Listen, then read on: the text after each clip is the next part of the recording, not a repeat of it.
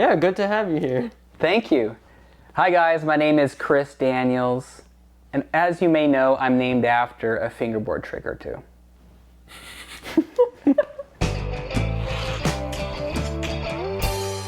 Mike Schneider Podcast. Welcome to the Chris Daniels episode. We're here with Chris Daniels himself. Hey everybody. Cool. So, it's great to have you here. I'm excited. I am super excited to be here. It's been since 2017 since I've seen you actually. Crazy. Crazy. So like Crazy. 6 years. It's been 6 years. It feels like I saw you like 2 years ago or something.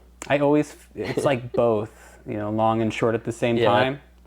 I was telling somebody recently that everything just blends together.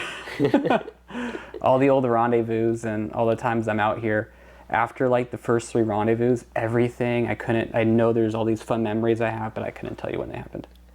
That's crazy. I would actually think that you have like this catalog of dates or like things, because like the way that your videos are so precise on like when things happen, I would just assume that you have that kind of memory.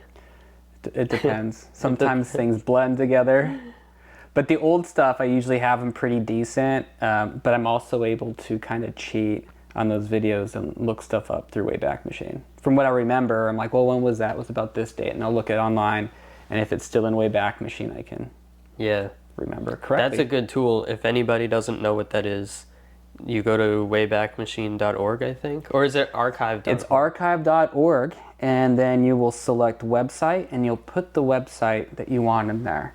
And then you can select certain dates that have been cached by the organization, and they call it the Wayback Machine. Yeah, perfect. Yeah, perfect. So you can basically visit a website in 2003 or whenever. Yeah. See what it looked like back then. You could visit the old Flatface website.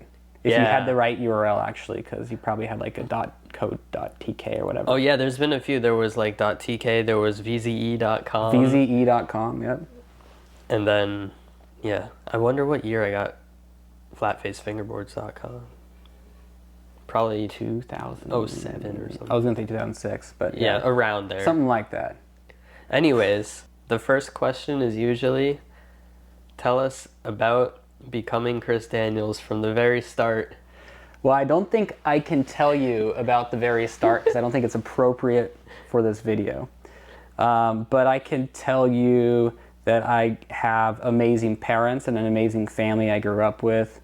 I have 2 brothers, one older, one younger. And my parents have always encouraged me, even when something was seemingly childish or seemingly stupid. Or not stupid, I shouldn't say that. But something that's kind of silly, they still encourage me to go ahead and have fun and do it. Even if it could annoy them at times because of clickety-clacking. So it sounds like you're talking about fingerboarding. Yeah, that was one of the hobbies. I've had a lot of interesting hobbies over the years. So that was one. I got into like card manipulation and magic tricks for a while. I remember that? you doing magic tricks like in Germany. Yeah, I did that. Do you remember that? Eating fire all night at the party. Yeah, and I had blisters after. That's a good story. Maybe we'll come back to that one. We'll definitely bring that one up. Yeah, we'll bring that one up later. Cool. That was a good trip. That was super fun. Yeah, and my parents supported that whole trip. They were like, oh, I hope you're doing well. They were like, you should go, have fun. And it was awesome. So I've been lucky to have such encouraging and amazing parents, and that supported me and really made some of these things that have to do with all my hobbies, not just fingerboarding, but just any hobby I have. They would believe in me, or even if they weren't sure, they'd at least let me try and either lose interest or fail, which is a good thing. I don't know if it's a good thing to lose interest, but... well, you try different things and you figure out what sticks, what you like doing and what you don't like doing. Exactly, yeah. So where did you grow up? So I grew up in western Washington State, just outside of Seattle, and lived in one house for about 5 years, and then lived in my parents' next house, which they still have to this day. So they've been there for 32 years now, almost. Cool. Yeah. So you're 37 years old? Gonna be, yeah. Nice. I dated myself. Well, I'm 30. I'm gonna be 37. Cool. Yeah. It's awesome. It is, I don't know how awesome it is. It is. Why not? Dude, every single number you could get is awesome. Okay. You know? Yeah, Like, actually. It's really impressive to Add one get extra little mark on the belt. Yeah. Yeah, one notch. It's good. It means you're still here. It means you're still here, and that's a good thing. Yeah. Dude, Yeah. age is just like, it's whatever you perceive it to be. That's true. I was just hearing about these studies where like they took old people like in their 80s and they like made them start living as if they were in their 60s. And so like they'd have to start doing more things again that they wouldn't do, like they would have help for. And it was like, nope, no help for this week. Like you got to do it all.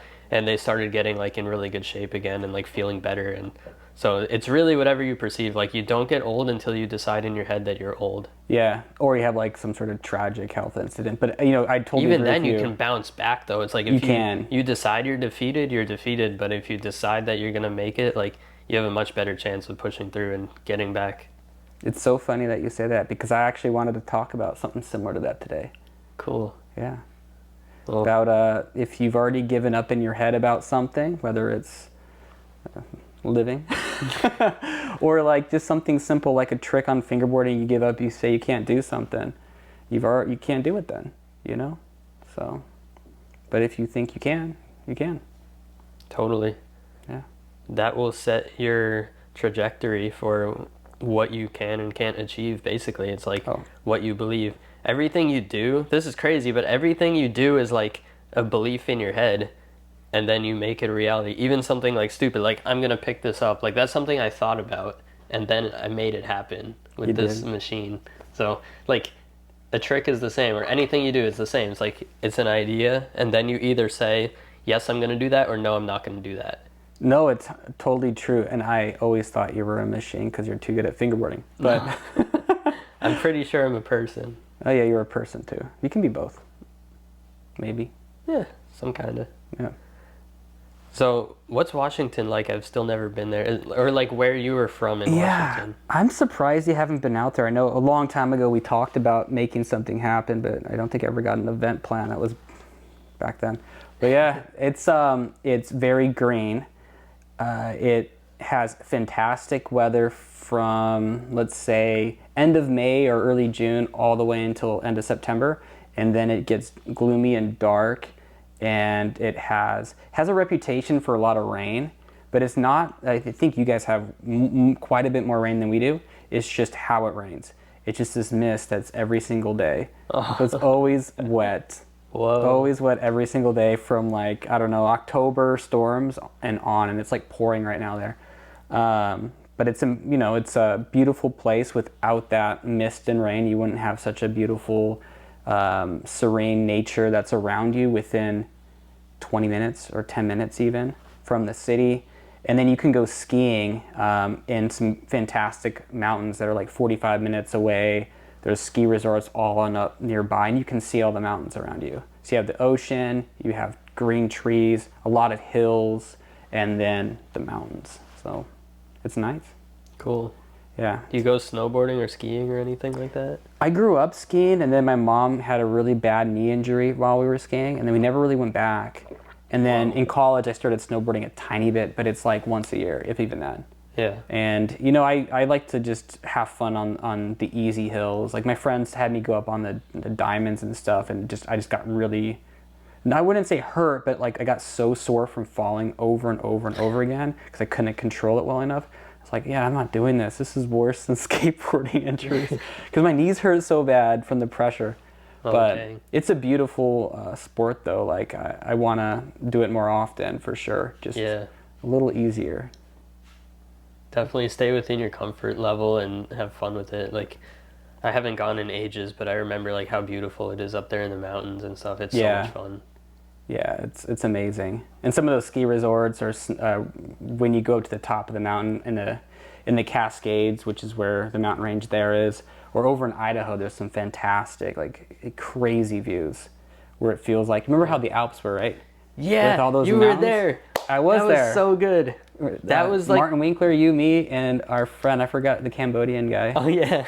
He was really nice. I don't remember his name. There's a picture of all of us on the little like lift thing that we took to get up there. Yeah. It's like on my Flickr account still. Do you think it will be in this right over here? Yeah, put it right Put there. it right here. Perfect. I have the picture actually. I can send it to you. Okay, cool. Yeah. Yeah, that was awesome. That felt like it was the farthest distance that I ever saw, like with my eyes. Like seeing those layers of mountains was like, it unlocked something. And the peaks were like just all up on each other too, and it was like hundreds of peaks. And you know, in Washington State we have mountains everywhere, but it's not like that. Yeah, I've never that. seen anything like that. And like the pictures are cool, but they don't explain how it like really looks to your eyes when you're there. Yeah, it's something I think about a lot. Mount Valberg, if you guys want to go there. It's near Tegernsee. Tegernsee. They have good beer down there. Cool. Yeah, that was really crazy. So we went there. What year was that? It was with Martin Winkler. I think 2011, maybe 2010, 2011. Yeah, we got some cool videos of fingerboarding in that era, like at the Steig and stuff too. Yeah, those. I actually watched some of those minis sometime, the Steil and Steigs, and they're still like my favorite thing I've been a part of. And even the ones I'm not even a part of. If you guys haven't seen Steil and Steigs, they're so good. They're insane, especially like I think Steil and Steig 4, where we had like Martin Winkler, Adrian Witzel, Boris Dici, Harry, Thomas Hansen, Philip Mueller.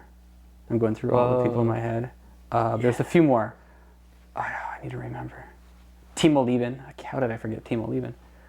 Mike Schneider and Chris Daniels. Yeah, there you go. No, that was a great video. If you haven't seen it, check it out. It's like, that was an epic time. Yeah, totally. Sick stuff. Let's go back and figure out how you got into fingerboarding. I would love to tell that. Okay. So back in 1998, I think it was either May or June, I did a swim camp down at Stanford University, and I was in, it must be 6th or 7th grade. I think it was 6th grade, going into 7th grade, because it would have been over the summer.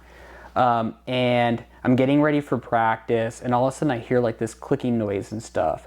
And I round the corner, and our bunk, like we had like all these bunks everywhere, and there's this group of kids that are in my group, like 4 of them, and they're all flipping this skateboard toy off this fun box. And it was the blue Tech Deck fun box. Yeah. And there was like handrail, the bank, and quarter pipe, and then the Tech Deck toys. And a couple of the kids had the Tech Decks, and they were showing each other it.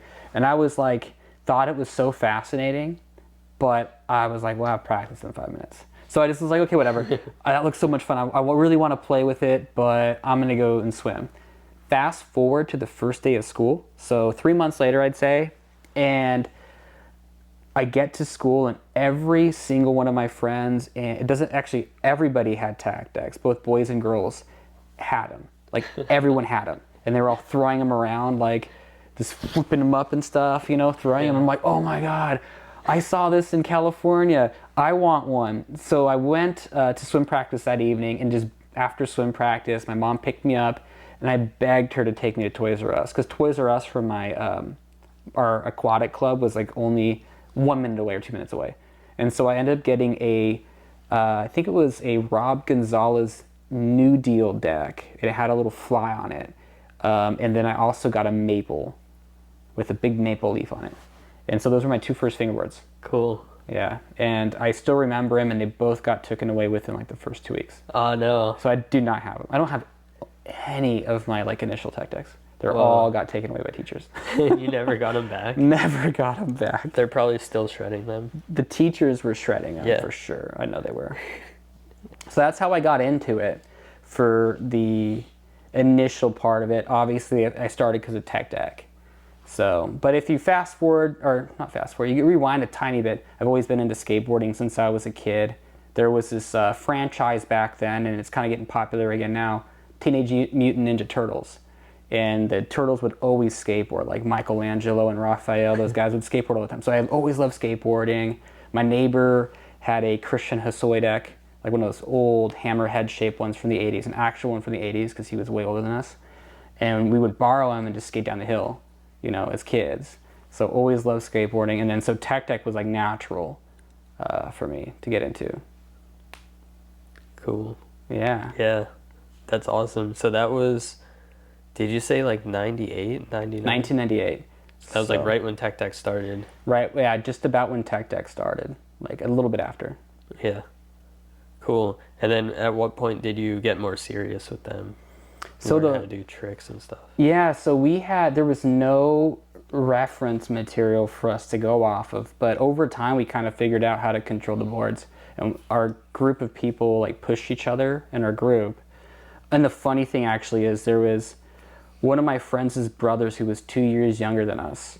You might remember this name. Happened to be a pro fingerboarder too at the time. Like 2004 is when he kind of got known. Jared Velicetti. He was on Vegas. Whoa. Yeah, he went to my middle school. Whoa. Yeah, isn't that crazy? No I had way. no clue. We found out randomly on AIM. We were talking to each other and stuff. We were friends. I'm like, yeah, I'm from Washington. He's like, oh, I'm from Washington too. I'm like, oh, what part? He's like, Renton. I'm like, Renton? That's like just down the street. That's where my school is. I'm like, what school did you go to? I went to McKnight. I'm like, what year are you? He's like, this year. What's your last name? You're Jared Fellows said, you have a brother named Frank? That's my brother. Dude. So isn't that crazy? Too small of a world. Yeah, so I'll fast forward to your original or go back to the original question. We just started learning how to do tricks. First we would do ollies, and how we would do ollies is not like with our fingers on the board. We'd tap like that. Whoa. So we'd kind of chop at the board and get up in the air, and you could control it. And then we learned you could kickflip like that.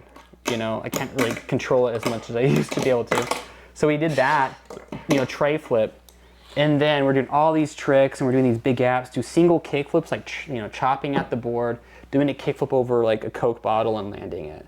Or even like doing flip tricks up into, on top of Pepsi bottles and doing the nada spins. Yeah. We're doing all that back then without seeing anything. And then we see Tech Deck released like the 2 VHSs about the same time. Fingers of Fury and Flying Fingers. And we watched like, Damian Bernadette, Tony Potex, Matt Johnson, Darren Langhorst do all the tricks, and we're like, oh my God.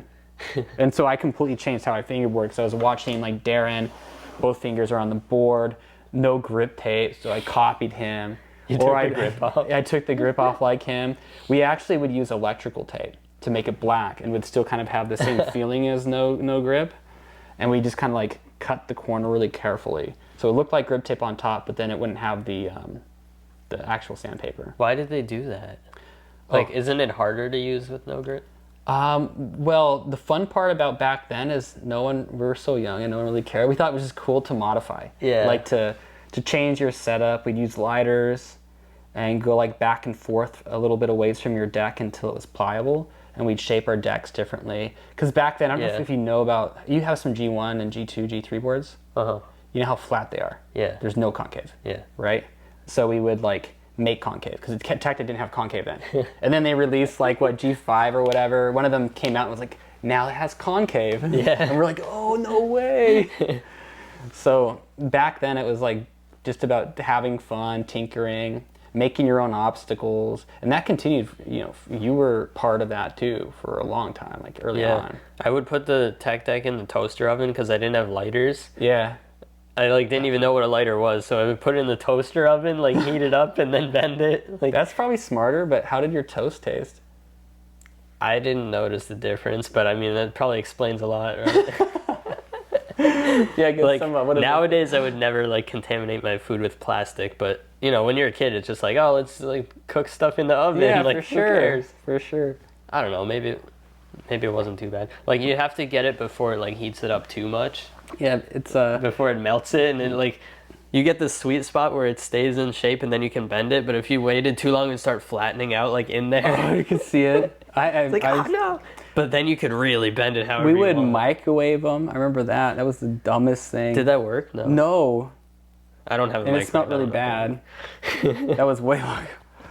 But we tried. The lighter was the way we did, and if you did it right, you could not. I mean, usually you'd see the kind of a miscoloring or something. But, yeah. We just shaped it the way we wanted to.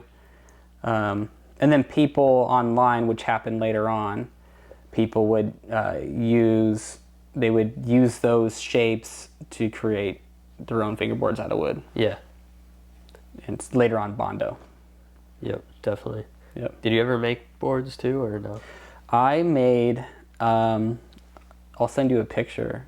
Never, it was like made out of cardboard. And I made them out of like CD jewel cases. You know, Yeah. those old CD jewel cases. I would heat them up and then cut them with scissors into the shape and then try to form it into a DAC. And they actually could look, you know, okay. You remember Hell's Nails by Yeah. Remy Gardner? Yeah. By the way, shout out Remy Gardner. He has some new decks that he has done. Hell's Nails is back. HN Premium is the account. Oh, I didn't know that. He's back. I want to see that. Hold on. Yeah, dude, check it out. Let's see. He is doing, he does the most massive like switch heel flips ever. I think it's HN Premium Fingerboard or Yeah, I found it. Yeah. So context wise, Remy's like been fingerboarding since before Tactic. Oh yeah, he's got that old style. Yeah, What the heck? Sick. So they're plastic? I think they're plastic. Still? Yeah. That's awesome. So he kept the plastic feel, and I think there's no like, I don't think there's any grip on top. So it's like how it used to be with Hell's Nails, where it'd be kind of like attached to your fingers, and you can go. Yeah, up. it looks like he's just floating with it. Dude, and he like. What catches the those heck? tricks. Dude, that's crazy. Yeah. It looks like you just have to email him if you want to get one. I guess you do. Sick. Remy's the man. So Dude, that's awesome. And it's so funny because he's been posting videos for a few years now.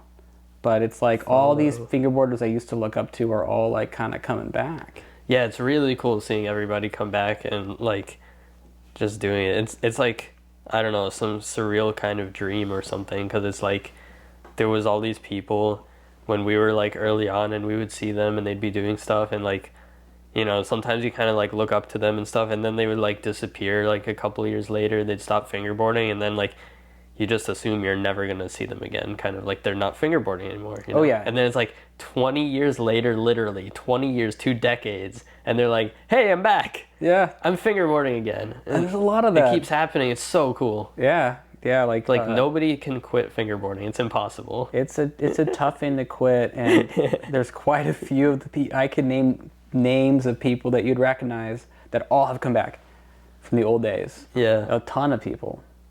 So amazing. yeah, it is. Shout out Remy Binks. Yeah.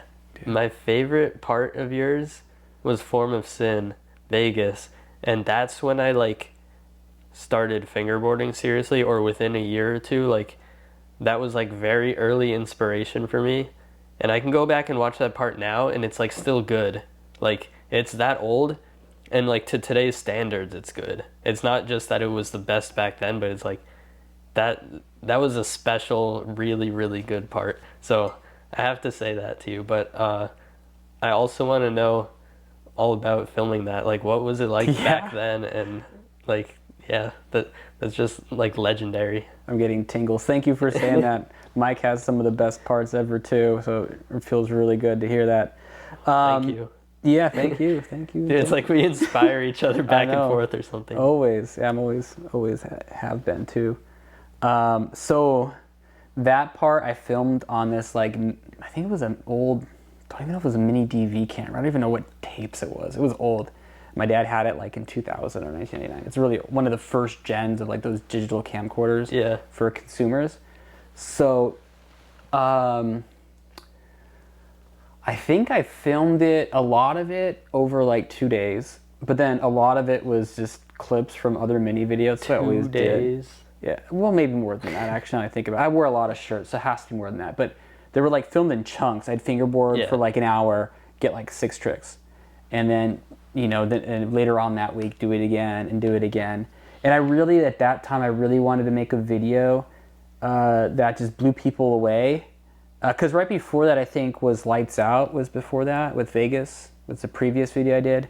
And I thought that was a good part, but it was, like you know, I think Form of Sin was a much better part for me, and I really wanted to have the end part, which I did not have. I was the first, I think, right? I think I was the first. You're the only one I can really remember clearly. Yeah, though, I think Raymond had the ender, and then when I did another video, it was Dan Mackler had the ender. Whoa. Yeah. I think he fingerboards again, by the way. Maybe. That's crazy. Maybe. I don't know though. We'll have to find out.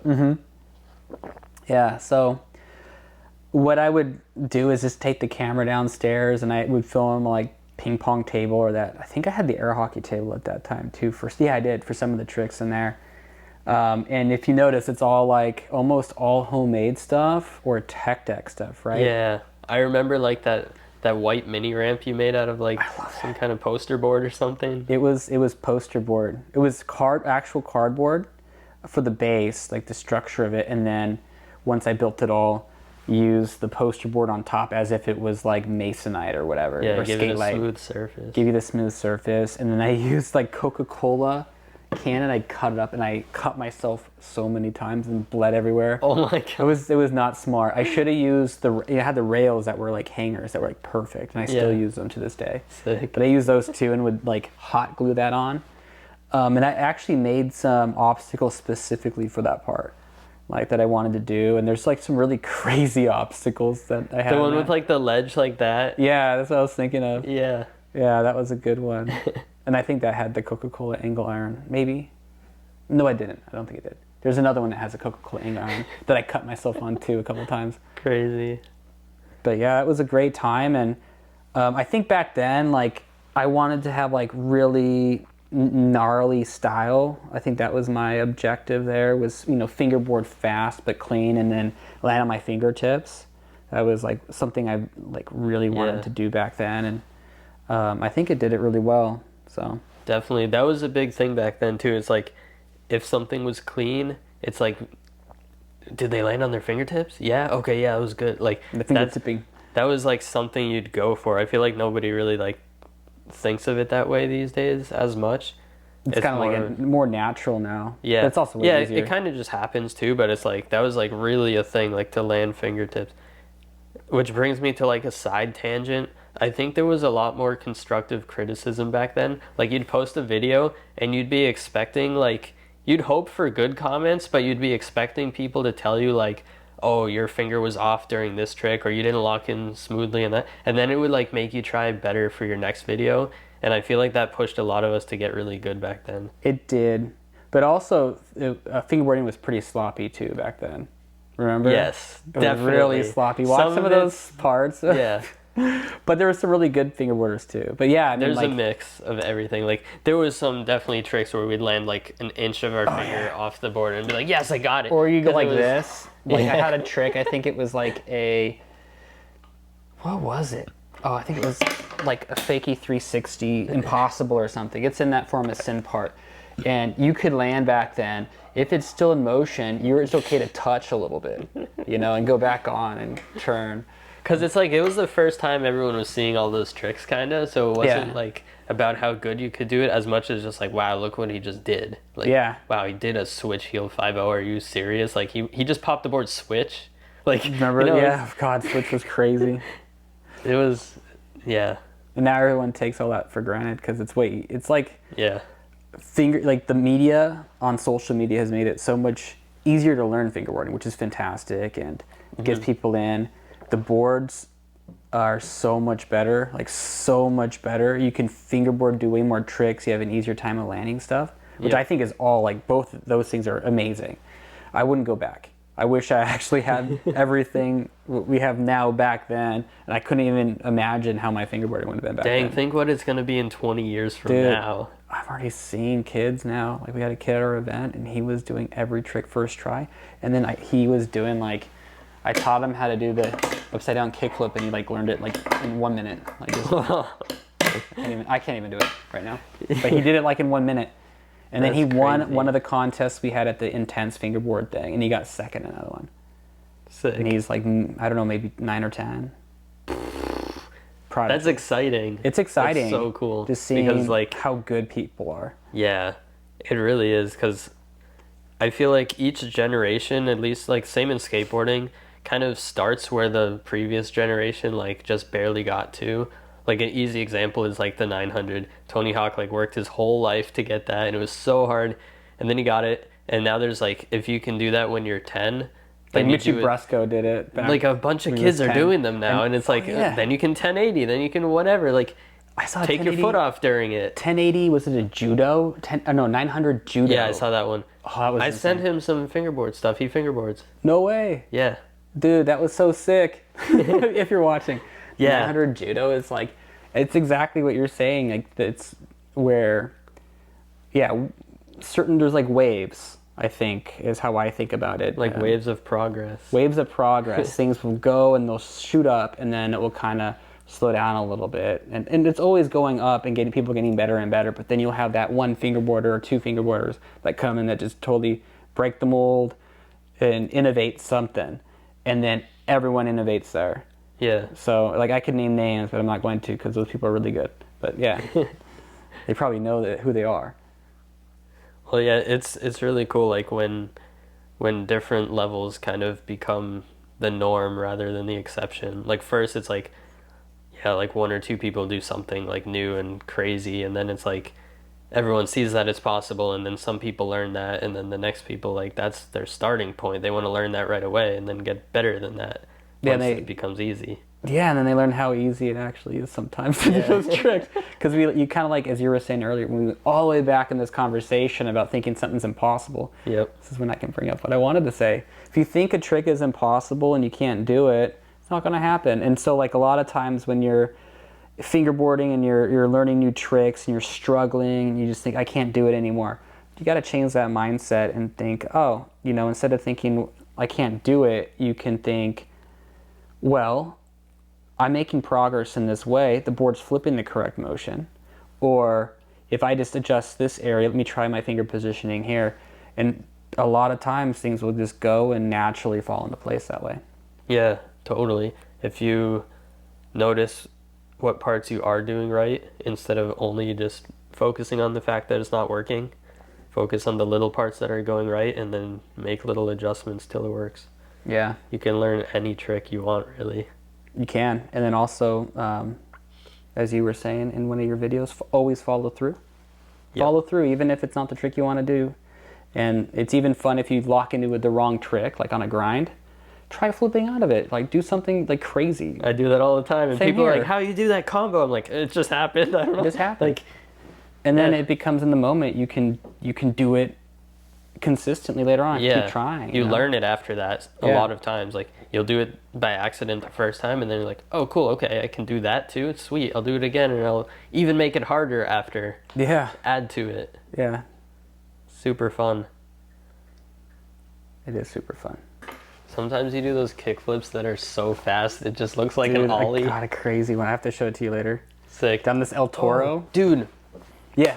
I have a camera that can film at like 1,000 frames per second. Let's do it. We should have some fun with that tomorrow, like in the sunlight while it's bright out. Let's do it. I'll practice too. Like, I usually can get it pretty quickly because it's like timing. Have to ollie and then I hesitate.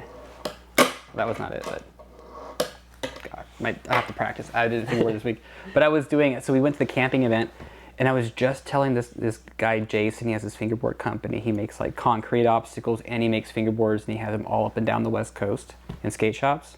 He's like a really good skater. But he's like an old fingerboarder that was like watching your videos and my videos back in the day. Sick. And like Scott's and stuff. Yeah. And then he kind of stopped fingerboarding for a bit. He was still skating, but he was going to school and college, and then came back in during pandemic, like a lot of those kids did. Or not, like, you know, the kids that were back then are now adults, and they're back in, and now they have disposable income, so like all in on it now and making stuff, and they're creative.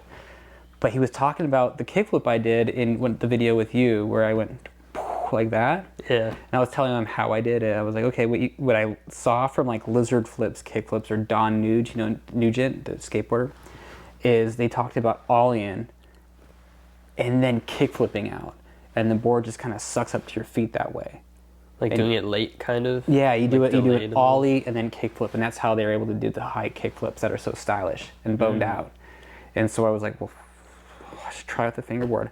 And I would just sit at my desk when I'm like playing video games, and I would just do it. And eventually I landed one. I'm like, oh my God, it was sick. And so I kept trying, and then I went to, I think it was 2014 Rendezvous to your house, and I was like, I just had learned those. Cool. And then since then, that's like my favorite trick. Yeah, that's awesome.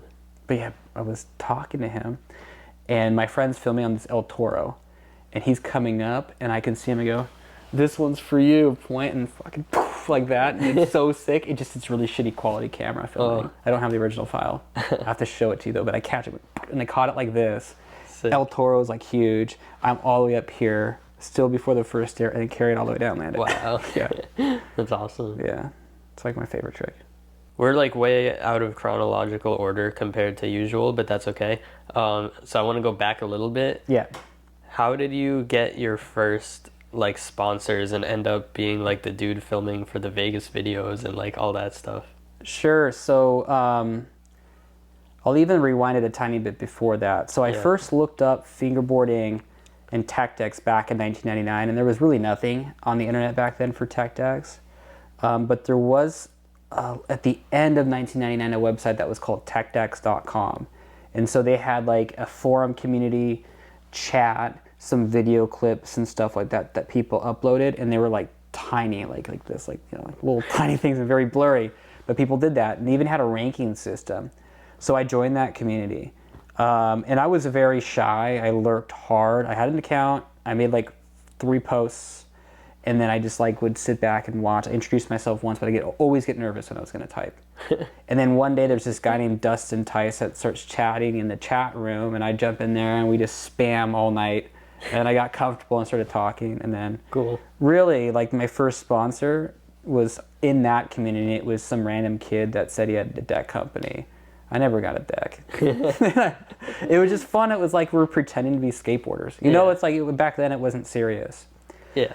And even up until later on, around that time with Form of Sin, it really just felt kind of like we're pretending we were being skateboarders, right? Like make-believing, you know? Yeah.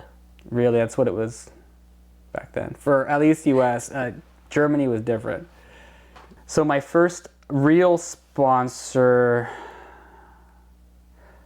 I'm going to say it probably was Vegas, was the first real one that I actually I did receive a board from somebody else before that, but that people actually know. I don't even remember the name of the previous company. And I got some random, I was on a grip tape team.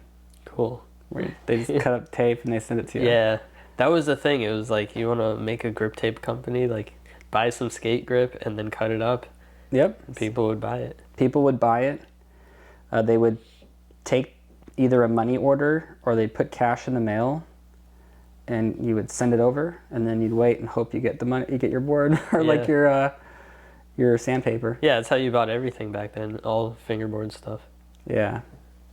That was a way worse time for that. It usually worked out well. Once in a while, you never get your thing, or like if you were really bad at packaging your money, it would get there and it would be ripped open, and they would be like, "Oh, there's no money in here." Like, yeah, who took the money? Send it again. People used to send us like quarters and stuff, and it would rip the envelope, and then like sometimes the money would be there, like minus the change, and sometimes like the whole thing fell out, like in transit somewhere. Oh my gosh! I thought money orders were the way. I didn't even know what money orders were, though. You know what they are now, though? Yes. Okay, perfect. Yeah, no, I mean, just, we always did cash. Like, yeah, cash is... We would, like, send cash to Germany and, like, wait for our Berlin Woods to come in and, like, half a year later get something. And then Timo would go run over to, like, a foreign currency exchange and get Deutschmarks back then. Or they probably were euros back then, actually. They were euros back then. It wasn't that long ago. Yeah, I'm thinking of, like, early 90s. But, yeah. Yeah, we can go back to sponsors. And I really didn't have many sponsors back then. It was Vegas and maybe 1 or 2 other companies. And then I went to college and I kind of stopped for a bit. I didn't post. I had a fingerboard, but I was like using tech decks and then not even using the Vegas anymore. But then around 2007 or late 2006 actually is when it was, I popped back online and all of a sudden there's this thing called YouTube. And I went on FFI and saw all these like innovations that were happening with wooden decks, you know, and how a lot of the goods from overseas, like, or even down from South America, like Evolve, like yeah, that Jader was a Miller. big one early on. Yeah, so I saw the Evolve, always wanted one, and he's a great person, so I was like, oh, I need to get one. I ended up getting like the Joe Leclerc Pro Model version. Cool. Shout out Joe. That's another guy who fingerboards a lot. So yeah, and so I fingerboarded for a bit, and then I saw there was a tryout for Arctic, which, if you guys don't know, that was Martin Ilsley's company. who was at that time probably like the kingpin, right? Wouldn't you say him Yeah, and like that and was like Tina and Nate and yeah, they were like the people. they were awesome. And then Tina at that time they were married. Martin and Tina were married, and they both were admins and moderators of FFI along with Nate Thompson. So they were like really cool. But I wanted to get on Arctic. I wanted to be on that team so bad. And Me too. I never got on. You didn't? I'm surprised you didn't get on. I got on, and I was so stoked. Cool. I got like 3 decks. I still have all 3 of them. So I was psyched about that. And then I got the Arctic tuning stuff, which I was like, what the hell is this stuff? What are these screws for? You know, like I didn't know. And I guess I bet people now, if they got those, they would also have the same reaction because it's like, it's not a thing anymore. Like putting the axle screws in and stuff. You know what's funny though? I was on Bearing Discord. screws. Bearing screws, yes. Wind pins and X pins from Martin Winkler. Yeah. Yeah, the tuning for the trucks to use his wheels back then. It was a completely different time. We didn't have professional trucks, so what you do is you would get tuning to tune your trucks into professional trucks. And some people also use Dremels, or I think it was Dremels, right, to shape them. Yeah, like Tim Alexiel was doing that. Tim Alexiel, and then they'd paint them different colorways with nail polish or whatever, lac, and then they'd put varnish or whatever. I don't know what they put on top, lacquer or some sort. But it was like a different time. So I was stoked to get on Arctic. I learned how to put the little truck pins into my axles, like pull my axles out, put the new ones in. And they were way better than the Tech Deck ones because now you had straight axles, right? If you did it right, not always, but if you did it right, you had straight axles. And they'd work with, I don't think there was bearing wheels during that time? Not yet, right? Around then. So first it was the regular ones. They were like thick enough that you could screw them in. Yeah. And then those wouldn't fit through the bearings when bearing wheels came out. So they made the that's thinner right. ones. And then you could either like epoxy it in, which was so risky because you didn't want to get the glue into the bearing or your screw. So you'd have to rip your axle out, put some glue in there really carefully, and then put the screw through your wheel and then put the whole thing on, stick it in, and not get the glue into your bearing. Oh, so you're like praying. Yeah, and if you did it perfectly, they just spun so well, and you'd never have to worry about them coming out. And then I figured out you could grab your truck with pliers and squeeze, or not pliers, but like a vise, and squeeze it so the hole became smaller. And then you could thread those in with the bearing That's how I screws. did it, actually. Yeah, and that was a little better. Yeah, I used like the big pliers and smashed them a little bit and then did it. Yeah. I didn't know people glued them. Actually, I had no clue about that. I was always like mixing 2-part epoxy and then putting it in there like so carefully. Yeah, that's awesome. But on Discord, I saw some people are starting to do it again. With what trucks? With Black River trucks or something? I think they were just Tech Deck trucks. It sounds like fun, but I don't know what the advantage would be at this point. Oh, for like any single axle truck, there's negative advantage. Yeah. But if you're a DIYer, It could be fun though. Just it could be fun. Historical purposes. But yeah, you could do it with Tech Deck trucks too. Yeah, with the Tech Deck trucks. I think that's what they were using. Or they probably had some old set from when they were younger. I don't remember. I saw a bunch of posts about it, like on Discord. I think I still have some setups that are put together like that. Yeah, I do. From back in the day. I have one of my Arctics still set up and has the two trucks. That's I use awesome. it like sometimes, and I think it's like some of the early flat base wheels I have on there. Nice. Bearing, like not the first bearing wheels, but probably like a year or two after that. Yeah. That's sick. I should film more with my old setups, like really old setups, like 2005, 7, whatever. Like I have stuff that's like I haven't changed it since. Oh, I film sometimes too with my Berlinwood old mold, like Cool. I think it's a Berlinwood old mold deep shape. So it's like, 27 millimeters. And then I have some old flat face wheels, little turquoise ones. I love those, and they free spin like crazy, and I love that. And just normal Tech Deck trucks. So I'm like I've been waiting for for Scott to release some 26 millimeter trucks. Yeah, I think he did, or he showed them. He has done like custom, but he's going to. He just said today he told everybody on Discord that he's going to do it. So I think it's public knowledge now. Cool. What is this Discord I didn't even know about? Oh, so it's like, think about in some ways a better version of like forums. It's a communication tool. Yeah, I've seen Discord, but I didn't know there's like a fingerboard world in there, really. Yeah, or like I think I was invited a couple years ago and I kind of just ignored it. I didn't really know, but like, is it like really active and stuff? Is it like the place to be? It can be, yeah. So like there's FBU, which is Fingerboard Underground, not to be confused with Fingerboard Unlimited, which is a completely different vibe. That's the Facebook group. The Discord FBU is like, it reminds me a lot of like FFI in the old days, or RZF, like more mature, like friendly people though, and they really try to keep the community more tame and respectful. So that'd be like FFI. Then you have these other ones like Catfish Barbecue has their Discord. You have Scott just announced the Joy Cult Discord today or 2 days ago, and so I joined that. And How do I not know about this? I don't know, dude. Where do people talk about it? Like, on how Discord. Do you know? How do you know to get in there? You find out through Discord. No. I'm joking. Yeah. So like I found out about the FBU Discord through Reddit, I think, a long time ago. This was like 7 or 8 years ago when I started doing Discord through video games. It was a video game tool, and then people started making communities out of it for, fingerboarding. So I joined the initial wave, I don't know, maybe 5 years ago, maybe. But it's a great tool because like you can upload video clips, share, you can join voice chat or video chat with each other in these different rooms. So it's like an all-in-one tool. Yeah. And it organizes things into not threads, but they call them channels, so you can control what type of content goes where. And it's similar to forums, but like a mixture between forums and chat. It's like real time. Like sometimes things get lost really quickly, which is one negative part about it. So like you post your fingerboard video you're really proud of, and people like are excited about it, and then all of a sudden, more people post theirs and it just gets lost. Kind of like what happens in Instagram in a way. But it's not like you have your threads, but it's like one big thread, right? It's one big thread. They do have an ability to create threads and have it become forum structures too. So but no one's really integrated that in fingerboarding yet.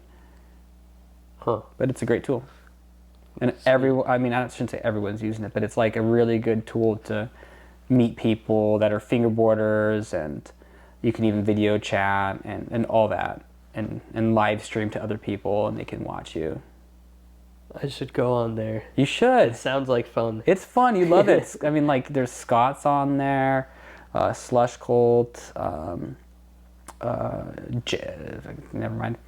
Actually, he said he's on there. Jay's on there, because I know he's on the Joy Cult one. He lurks a lot on other ones, too. I know he does. Who else is on there that you know? I mean, there's a ton of people you know. Yeah.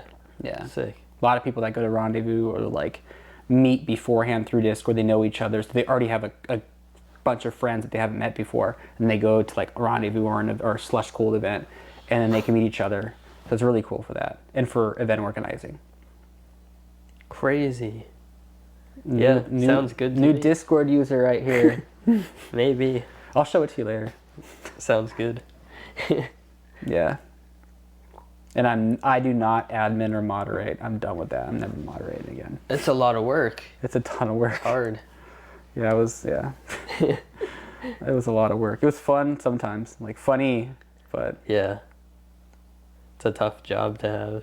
Yeah. Be the policeman, have to say like, all right. I was very laid back. Yeah. And when I did ban people when I had to, but I always was usually laughed about it because I thought it was hilarious what the person did. Usually. But yeah. No more for me. The internet. Yeah, that was a wild time. Discord is like overall this Discord is much nicer. There's other Discords, even some fingerboard related ones that are wild, like cancer. Yeah, people go crazy on the internet. Yeah. Because it's not real life. It's not real life. You're anonymous until you tie yourself to something. Yeah. So you were filming parts and getting your Arctic sponsorships and stuff like that. And then you said you took a break from fingerboarding for a while. So that was right after that, right? It was before Arctic. Oh, okay. But after like Forum of Sin and all that. And it was because I was like, just went off to college, and I don't know, I just was so busy with school and friends that I didn't do it. But then I ended up getting my own dorm. Like I had a dorm room that was big already, and it was meant for 2 people. My roommate wanted to go to live with his friend. He was trying to do it the whole time, and he couldn't get in initially, but then he got into the same dorm room. So then all of a sudden I had this huge room.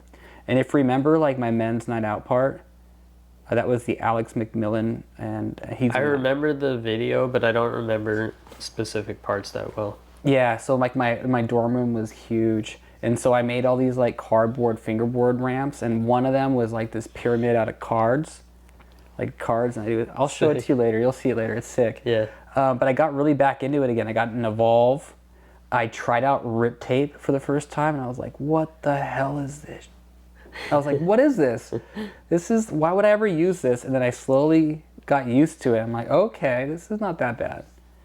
But like, it was so hard for me to get used to it, because you know how grip is, right? That's funny. Yeah, when I first got Rip Tape, I was scared it was going to be bad. So I put my first sheet on a tech deck, and I loved it right away. And I was like, I just wasted a sheet on, like, because I already had wooden boards and stuff. You kind of did waste And then the first wooden board I put it on was my Vegas. Really? Yeah, and it was so good. Which Vegas? What shape? Normal shape? You know, the wavy one that's kind of pregnant in the middle, and then like it's like a banana. Anti-concave? No, the other one. Because anti-concave, yeah, I guess that's different. Because that at least had kicks. But Anti-concave was like negative kicks. It was like upside down. It was so funny. I think I have it on my wall. I have it somewhere. I saw I saw multiple Vegases up there, right? You have multiple? Probably, yeah. Or it's just one? I should have a few. I saw the one that was originally my pro model. My only board. Whoa. My only pro model ever was that one. Sick. Yeah. When did you get your first pro model? First pro model was Vegas in 2004. That I think that's from 2004. Wow. All right, so we got to do next year. We can do 20-year anniversary Chris Daniels pro model on flat face. Yeah. I'll take that. Think of what you want to do I'm for the put graphic. a CD player on it, a little CD player. Oh, perfect. One of the questions was, how did you get the name CD Playa Zero? It's a really good question. Okay, so when I was in high school, like freshman year in high school, I was making like a lot of these little like electronic music like tracks for fun. Like, oh, no way. Yeah, and I actually started doing that in middle school. Using this software called, it's like basically you take loops and you make songs out of it, and you can stack them. So not really music production, but hey, that's how I got into it. And so I did some tracks, and my friends were like, these are really fun, these are so good, because they made it really easy to make them good. What's your DJ name? So I thought about it. I'm like, well, my first initial C, my last initial is D, so CD, and my middle initials a P, Playa. Playa, so CD Playa. That's how I got it. And actually, I didn't use it for fingerboarding until I think 2006, maybe 2005. I think I was known as Chris. Well, actually, that's not true. Well, you were Chris Daniels, but I don't know. On FFI and RCF, I think I just had my normal name, and I needed to find a name for YouTube. And that's, I think, how I got it. I was like, I'm just gonna use my little DJ names, DJ CD Playa. And then the zero came because somebody else had it. Somebody else had it? Yeah, but I got it now. I have CD Playa with no zero at the end, actually. Nice. Which kind of like defeats my brand, because I had CD Playa zero for so long. But yeah. But now you can type in CD Playa at the end of YouTube, and you'll go to my channel. Sick. Yeah, dude, your YouTube channel is amazing. I probably told you, but I have to tell you on camera. Yeah. For the conversation. Yeah. And yeah, so if anyone doesn't know, you got to check out his YouTube, because he's been making what I think is like the videos that have needed to be made for a long time. Videos that are documenting and explaining the history of fingerboarding and like all these different time periods, what was going on and who was doing what, and what things used to be like and how they got to how they are now. And they're really, really cool videos. They're like expertly done. I was saying I'm glad that you did them and not me, because if I were to do them, they'd be like half as good. I think you'd be really good. I think they'd be okay, but I think they're better having you, because you've been around even longer than I have been, and I feel like, I don't know, maybe you're just better at like digging up what the things were, but like it's all stuff that I like forgot half of it, and some of it I didn't know, and some of it I knew like half the story. Like you did a good job on really bringing all the details together, putting it together. So those are amazing. How'd you even go about doing that, and what was the inspiration? So, the funny thing is, if you remember, around 2008, I started a blog, FB Weekly. Yeah, I still have somewhere FB Weekly shirt. You probably have a lot of them, unless you sold them all. They took forever to sell because I'm nobody sorry. knew what it was anymore. But that's I how stopped. clothing and fingerboarding is just like My so bad, hit or man. miss. That's okay. In case you guys didn't know, like I had a blog and it was going really well. And for me to come here one year, I decided I'm gonna sell shirts. And so Mike bought like half the stock that I had, and then like I got so busy with work and school and then the internet bills got too high for my server. I'm like, I can't do this anymore, and I stopped. And then obviously Mike's left with a bunch of t-shirts to sell. They did sell eventually. It just took like probably 10 years. Cheap. Like, because they would sell like, I don't know, 1 or 2 a year, like at random somebody Damn. would buy it. It's like nobody knew what it was anymore after Yeah, a the while. brand's dead. But it was really cool. Fingerboard Weekly. It was like a fingerboard blog, and it was Yeah, we had 20 contributors from all over the world at one 20? point. Yeah. Wow. We had, That's sick. I forgot his name, from Russia. We had a Bubble Flip from China. Whoa. We had, I forgot his name, from Indonesia had Muhammad, aka Anga Panda.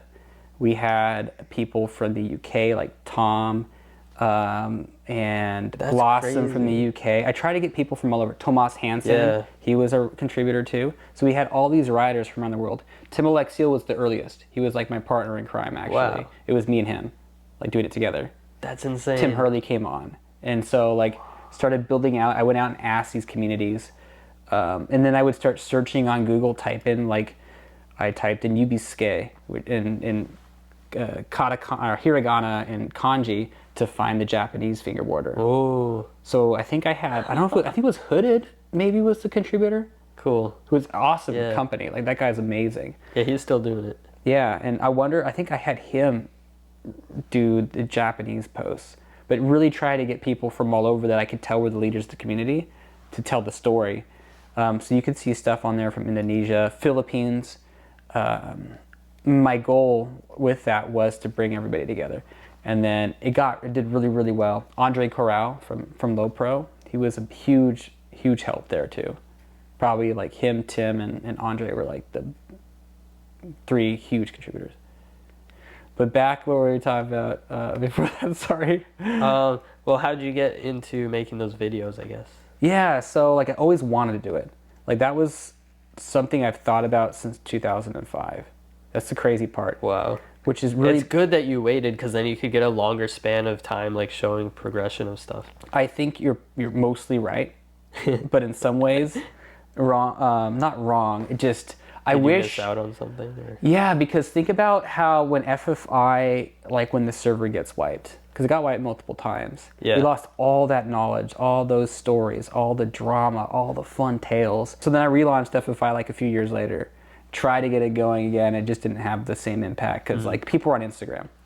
But back to the question, because I'm way off question right now. Something I always wanted to do was having documentaries of fingerboarding. And there has been really good documentaries of fingerboarding, but not so much like about the actual history of what happened. Like what are these events and people who built the hobby into what it is today. Yeah. And so my goal was just initially to tell the history of fingerboarding. Like that was like my first one. Part 1 was what I had, because I knew it was gonna be like a million parts, and I'm still not even done. But I was like, okay, I'm gonna go and actually really research this. And I researched for quite some time before I even made the script. And then the script I made in a day, script and editing was all in one day. But the research was a long time, because you download the pictures, Yeah. you create a story. And then there's stuff that I completely missed. And any video I did, I always missed something. And I'm like, oh man, I can't believe I forgot that. So then I started asking some people, when I would do a really important video, I would go to some people that are in a chat that I have on Instagram that are all the old people. I go, hey, I'm gonna run it by these guys. Like for the really old stuff, from like Cool. 02, 01 type stuff. Yeah. Yeah, That's epic. yeah. And so I feel like we needed that. Yeah, I think there me was too. attempts in the past to do it but yeah. Well, you did it right.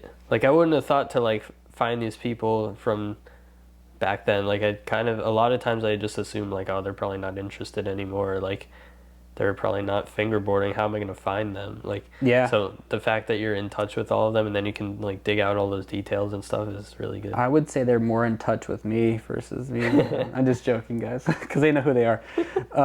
There's a chat of like these old heads, so that are all together. That's awesome. You don't want to join that chat, Mike. They're older than me though. Like, oh yeah, they are. They're like I started in like 2003, maybe the end of 2002. Yeah, you would know some of them though. I think Probably some. like Travis Appelman. Yeah. He's making decks again for Yeah, Lace that's so fingerboards. crazy. I saw that. Garrett Bowman, who was on Vegas for a bit with me. Yeah. Brandon, I think it's Paquet. He's fingerboarding up in Toronto. He goes to Six Skates all the time now. He was sick. ex-Minge X. Remember that guy? He was an admin or moderator. I remember the name vaguely.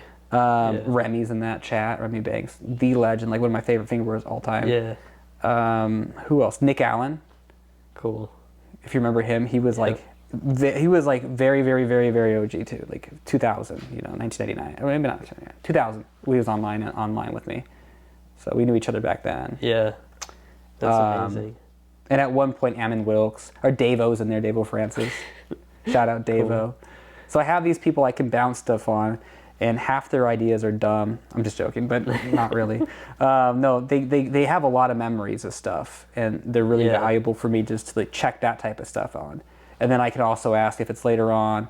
I'll chat to people that were around in 2008. Like if you know Lakewood Fingerboards, Brandon. Yeah, he's he like has a memory. Oh, his memory's so good. So I've bounced stuff off of him for more product type stuff. So I do my history of fingerboarding decks and trucks. That's cool. He helped out a ton there. And I think if I had more time with him, like to say, hey, let's just sit down and hammer it, it would have been even better, because he has like encyclopedic knowledge and really good details on he does these things.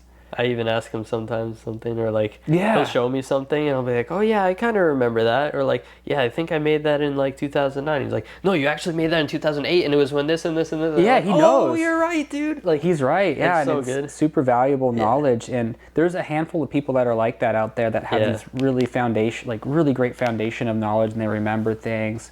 There's a guy on Discord who used to be one of the moderators, and he's newer, but then he has such a good understanding of fingerboard products, like an amazing fingerboard product knowledge of like all these different details I never even thought of. Wow. And it's so good. So like you have people that have really good skills like that, and I wish there would be more content creators that would do those type of things too. Yeah, like you got to do something with that knowledge, like to get it to more people, which is kind of like you're bridging that gap. Yeah, and if it wasn't me, someone should do it, but no one was really. Yeah. So, yeah. Keep doing it. I will. I'm taking a little bit of a plans? break right now. Yeah, I'm More videos or something? There's gonna be a ton more videos. So real life wise, right now, I might as well just talk about it on the podcast. I had a wedding, a destination wedding. That was a lot. I mean, we were married before, but it was like, because COVID canceled it, so we finally had our official celebration. It was fantastic, but it was a lot of time and planning, and it was getting closer and closer to the wedding date this summer. And I was like, I cannot make 2 to 3 videos a week anymore. Or else, if anything goes wrong, it's on me. And I'm studying for this test called the GMAT for business school. And I'm like, real life, have pets, have family members, my wife and I, it's just too much to juggle. And so I was like, I have to put a few things on the back burner. And the videos was one of them. But I'm still fingerboarding. I'm still posting clips on occasion of me fingerboarding. I'm just not doing the content right now. But when I come back, it's going to be really good. I have plans to do a live stream. I was telling you about that earlier. And I'm really hoping to, I know there's other people I think it's out of Spain, this guy Victorio. He's on Twitch and he does live streams that are really high quality. So I want to do that too, really build that and make that normalized in fingerboarding, to have people live stream themselves, become content creators, and then maybe they can even make money from fingerboarding that way, right? Which would be awesome. I know people already do that with TikTok and Instagram and YouTube, because I'm one of them that makes money from YouTube. But I want to see it get even more out there. And if you can have more avenues on top of the existing model, A live stream is another place, like Twitch is another place, or YouTube Live, where someone can stumble on it and go like, this is a crazy hobby. What the hell is that guy doing? And they stay and they watch and they get, okay. And then next thing you know, they're fingerboarding. And so just to get it out there. Crazy. It's like you can stumble upon a live stream of somebody fingerboarding, and it's almost like being in public and running into somebody fingerboarding and be like, what is that? Yeah, and you know what's wild? Remember how we would never be caught dead way long ago, like back in like 2003 when you first started. You think anybody would fingerboard outside back then? I did. I didn't care. Oh yeah, you were built different. I didn't care what people thought. I cared so much, and I was like I kind of wanted to be weird when I was younger too, so I like really didn't care. Hell yeah. Okay. But I know not everyone was like that. You know what I mean though, like, and even meeting up, and I think you talked about that with the rendezvous, one of your videos. It was like not normal really to meet up with people over the internet. I mean, that was like a normal thing, was not meeting up with people. Right, yeah, there was like not a real thing back then. I feel like now it's so common, like people have like apps for dating and stuff, but like back then it was like nobody had met anyone off the internet before. No, like, basically. And ever. it's great now. Like you can meet people all over the world, go to events, and fingerboarding wouldn't be what it is now without it. But yeah, it's crazy. Yeah, it's like it's so normal now. It's hard to imagine how it was like not even a thing back then at all.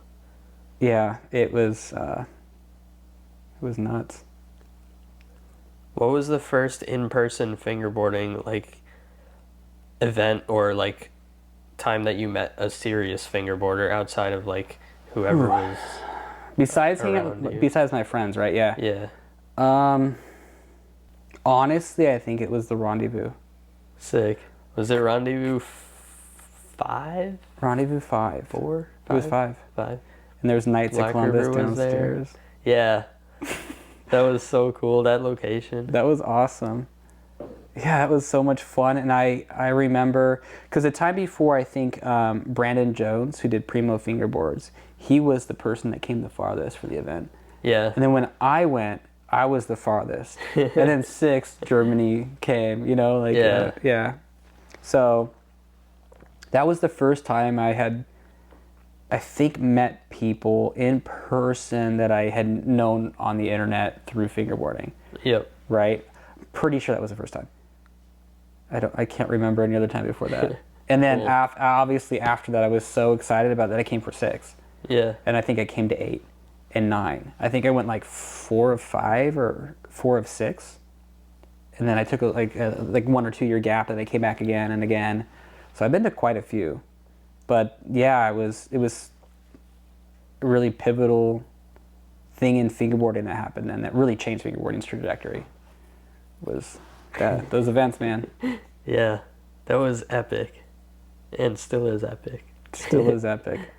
I got so drunk at the first one. The funny thing is, I didn't even know that. Like, I was so just into fingerboarding. Like, dude, I was tanked. I didn't know. Have you watched the clip of my like run since that point from Rendezvous 5? No, not lately, but like, dude, fingerboarding in a contest though, like, I had so much fun. Nobody does good. Like, everybody's just like nervous and weird. I thought it really good for how I was. Like, I was like falling over. But what I'm saying is, like, if you were not at your best, it was hard to tell because it's already a contest, you know? Oh, it's yeah. Like, half the people who are really good at fingerboarding, they get up there at a contest and they kind of just blow it because it's just like you get this weird nerves and stuff. Oh, yeah. And it's like, it doesn't matter. It's just all for fun. Or like you might get lucky and land everything and be super good and like, wow, that was better than usual. Like, it's a contest. It's just a funny, like... It's a contest. Thing. But I like contests. They're fun. Cool. Yeah. That was the first event that I went to. And first time I met people. Yeah, that's awesome. That was probably, I don't know, 2006 or something-ish. Yeah. Right. We went to Germany together? Or did we meet up in Germany? We went twice. Because the first time you were over there, I think you were staying with Martin, right? And then me and Ben Gordon Pound and John Pound went over there. Mm-hmm. Remember that? Have you seen them lately or been in touch? Yeah, a little bit. I know What? Ben's making music. He's like an agent for electronic music and trap music, and he also makes music. He's really good at like electronic Wow. music. Yeah, he's doing really well. John, I think, is retired. He's down in Tucson or something, Arizona. Cool. I see his posts, and he always posts like these beautiful sunsets. And he has this little mid-century Rambler right in the middle of the heart of the town, and he's just always posting about the town and the architecture. That's Yeah, he's doing awesome. really good. Yeah, I haven't talked to Cool. John probably in a while, like honestly, but I see him. I see the update statuses, and same with Ben. I see their update statuses. I think we like messaged each other like 2 years ago or something, or 3 years ago, maybe longer than that. That's awesome. I gotta say hi to him. It's been so long. Yeah, he's a That's fun. great guy. So Yeah. Cool. So I was in Germany and then you guys went there. yeah, we went there, and it's funny how that turned out because Rendezvous 6, I needed a place to stay. And I got this kid on the FFI, and he went by BGP. And I was like, I just got this kid on there. He's a little young. I know he's young because I could tell how he typed on the internet. And he's like, and I needed a place to stay, so I posted an FFI. He's like, hey, you can stay with me. And I thought about it. I'm like, why not? His parents live in like Newton, Massachusetts, or his dad lives in Newton, Massachusetts, and they both invited me. So I got there with my friend James O'Leary, and we ended up going there, and it was great. They were super friendly and really befriended John and Ben, and then they like became one of my really good friends through fingerboarding. And then we went to the rendezvous together and came back, and then we would just trade messages, and I would see him at the next VU. And then finally, John asked me, hey, we want to go to Germany. Do you want to come with me? We'll take care of it.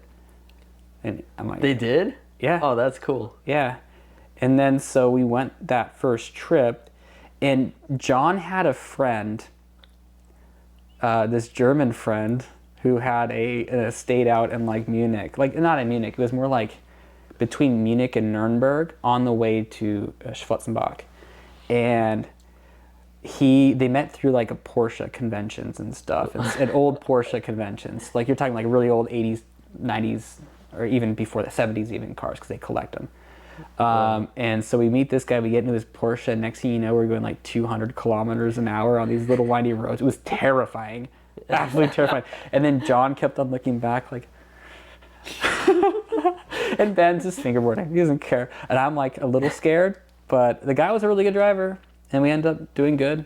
And there's actually some photos on my like Facebook of that time, and Ben, we go to a gas station, the guy like somehow coast, he was flatlined, no gas left, but somehow made it like an extra 3-4 miles going that fast. He's like, if we run out, we run out.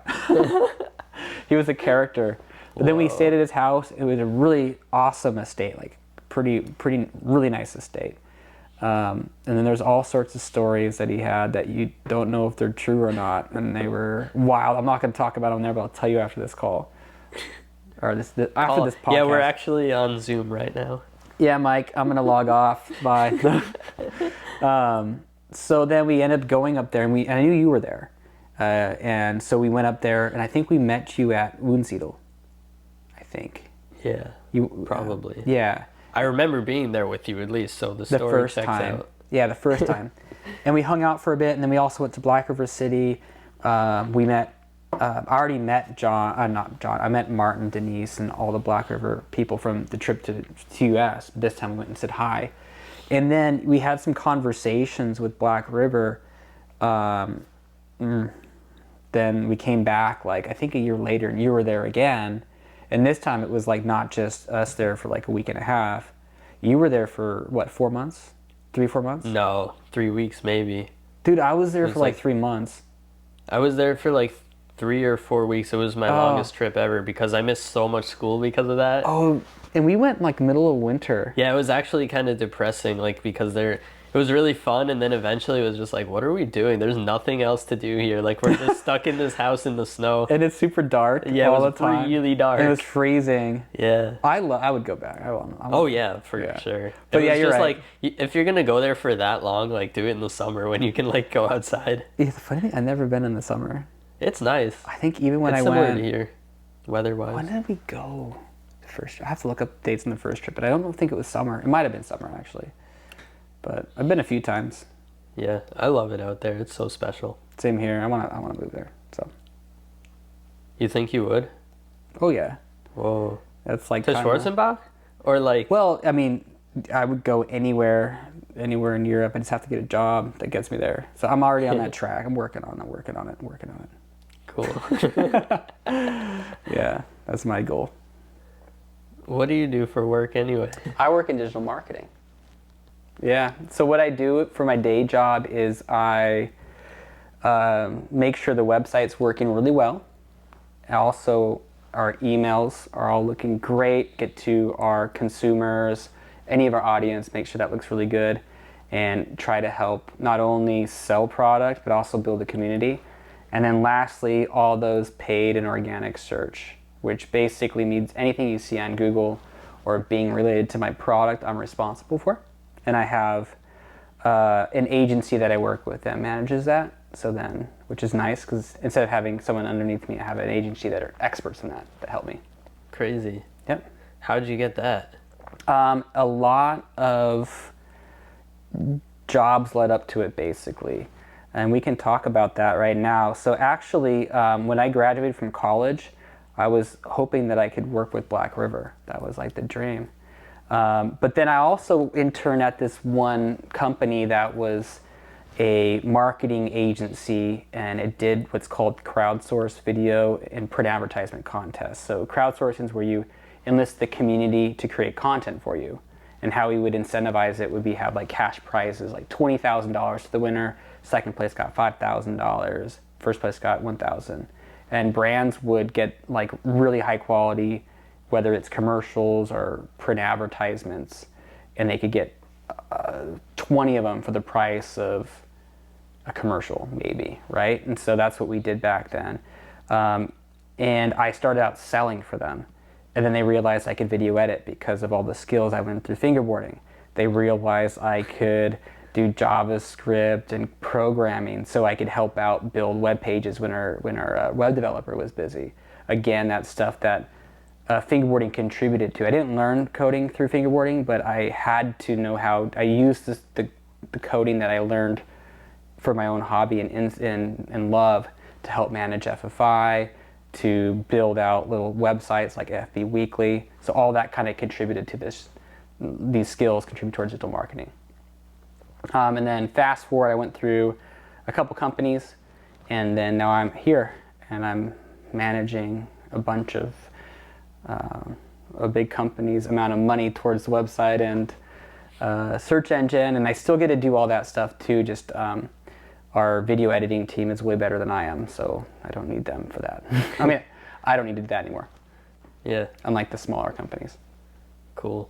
Yeah. That's awesome. Yeah, it's fun. Really cool. That's a good, the crowdsourcing idea is pretty cool too. I feel like fingerboarding companies like naturally have that because people are just fingerboarding and filming anyways with your stuff. Yeah. But it's like if you wanted something more like serious, like an ad or something, like a contest is a cool thing. Yeah, and that's really, if you think about it, that's what that company was incentivizing. And then in marketing, digital marketing terms, we call that UGC, which is user-generated content. So that's any content created by a fan or somebody that you could be using your product, like a flat-based thing, and then they give you permission to share it on your social media channels. And that gives a lot of authenticity. It makes that person even more loyal because they know that you watched their stuff, that you shared it with your fan, and they feel like they're valued because of it. And so we find that a lot. And when I was working in crowdsourcing and all that user-generated content, how passionate people became about those brands, making the commercials for them. So it's cool how it relates over to fingerboarding. I would too. I've even thought about it. Like one time I kind of forget what it is now. Oh yeah, I had like an idea for like an Apple commercial that like I wanted to make. I was like, it would be so cool if I could make this commercial and then they would use it. Like that would be such a dream. So like I can relate to what you're saying for sure. Oh yeah, and there's people that had won, like we had somebody won $100,000 first prize. I think it was for a big company. I can name this company, Chevron. The gas company? The gas company. Gas station? And it was for their, it was about well, it was about AIDS. It was like how they're trying to solve AIDS, like trying to raise AIDS awareness so more money can go be driven towards research. And obviously Chevron has a lot of money, and they did put a lot of money towards AIDS and stuff, but they wanted this authentic stories from people to tell that actually can connect to people. Because if Chevron told me to care about AIDS, would you care if Chevron told you? It's like, why, right? Right, like what's the connection between the two? I already care about AIDS. Why? I mean, you're just trying to, as a marketer, you're probably just trying to get attached to that as a feel-good thing to sell more gas or something. Right. But if you can do it through the community, it's a more authentic tale and more authentic story, touches more people, and then you get this feel-good story too for them for PR. And they're still just latching onto it, right? Yeah. I mean, unless they they might have a real reason to. Yeah, I'm sure they do, and like it could be personal to somebody who owns the company, or any. And at least they're doing some good, right? Yeah. In that way. No, for sure. Even if a big company, let's say, gets involved with the cause that they don't actually care about, they're doing it for, let's say, selfish reasons to look good or something, but they're still donating millions or doing something helpful. They're still doing something helpful. Like there's always something positive from it, rather than like, yeah, maybe they're doing it so they can look cool or they can sell more stuff, but they're also helping the cause. So it's like, you're gonna say no to their money and like not help the cause? I'll take the money. Take it if it's fair, like, I don't know. It's an interesting world, but like there's always positives you can find to things like that. Like people are very quick to jump on like the negative part of it so they can complain about something and feel better about themselves. Yeah. But it's like, true. Why don't you just look for the positive in all of that? It's like there's always something good somewhere. So yeah, I agree for sure, and at least something good comes out of it. Yeah. More research to help people live longer lives with AIDS, or even maybe eventually get rid of it. Like, yeah, I think I heard they're making good progress with like getting rid of it or making it undetectable or whatever, like kind of getting rid of it. Yeah, so people can live normal lives. Yeah. Yeah, that's really important. Yeah, it's super awesome. Cool. Yeah. The advances in whatever medicine and science and stuff. Yeah, super important. Hopefully they keep going. They get bored and stop tomorrow. Yeah, don't stop, guys. You're doing good. No, you're doing a good job. They're going for it. Don't worry about that. Yeah, I'm sure they are. They're all signed up. Yeah. But, yeah, back to the point of, like, you got your job, like, not through fingerboarding, but fingerboarding kind of led you to the path that got you there and helped you develop the skills. That's, like, a common theme with a lot of people these days. Yeah, and some of your guests directly had experiences and built passions for these outlets that led to, a career. And I have so many stories about people that I know through fingerboarding that have done that. So one would be like Nate Thompson, who was the former FFI admin. He created that forum that we used to use. Probably one of the most important people in fingerboarding ever. Yeah.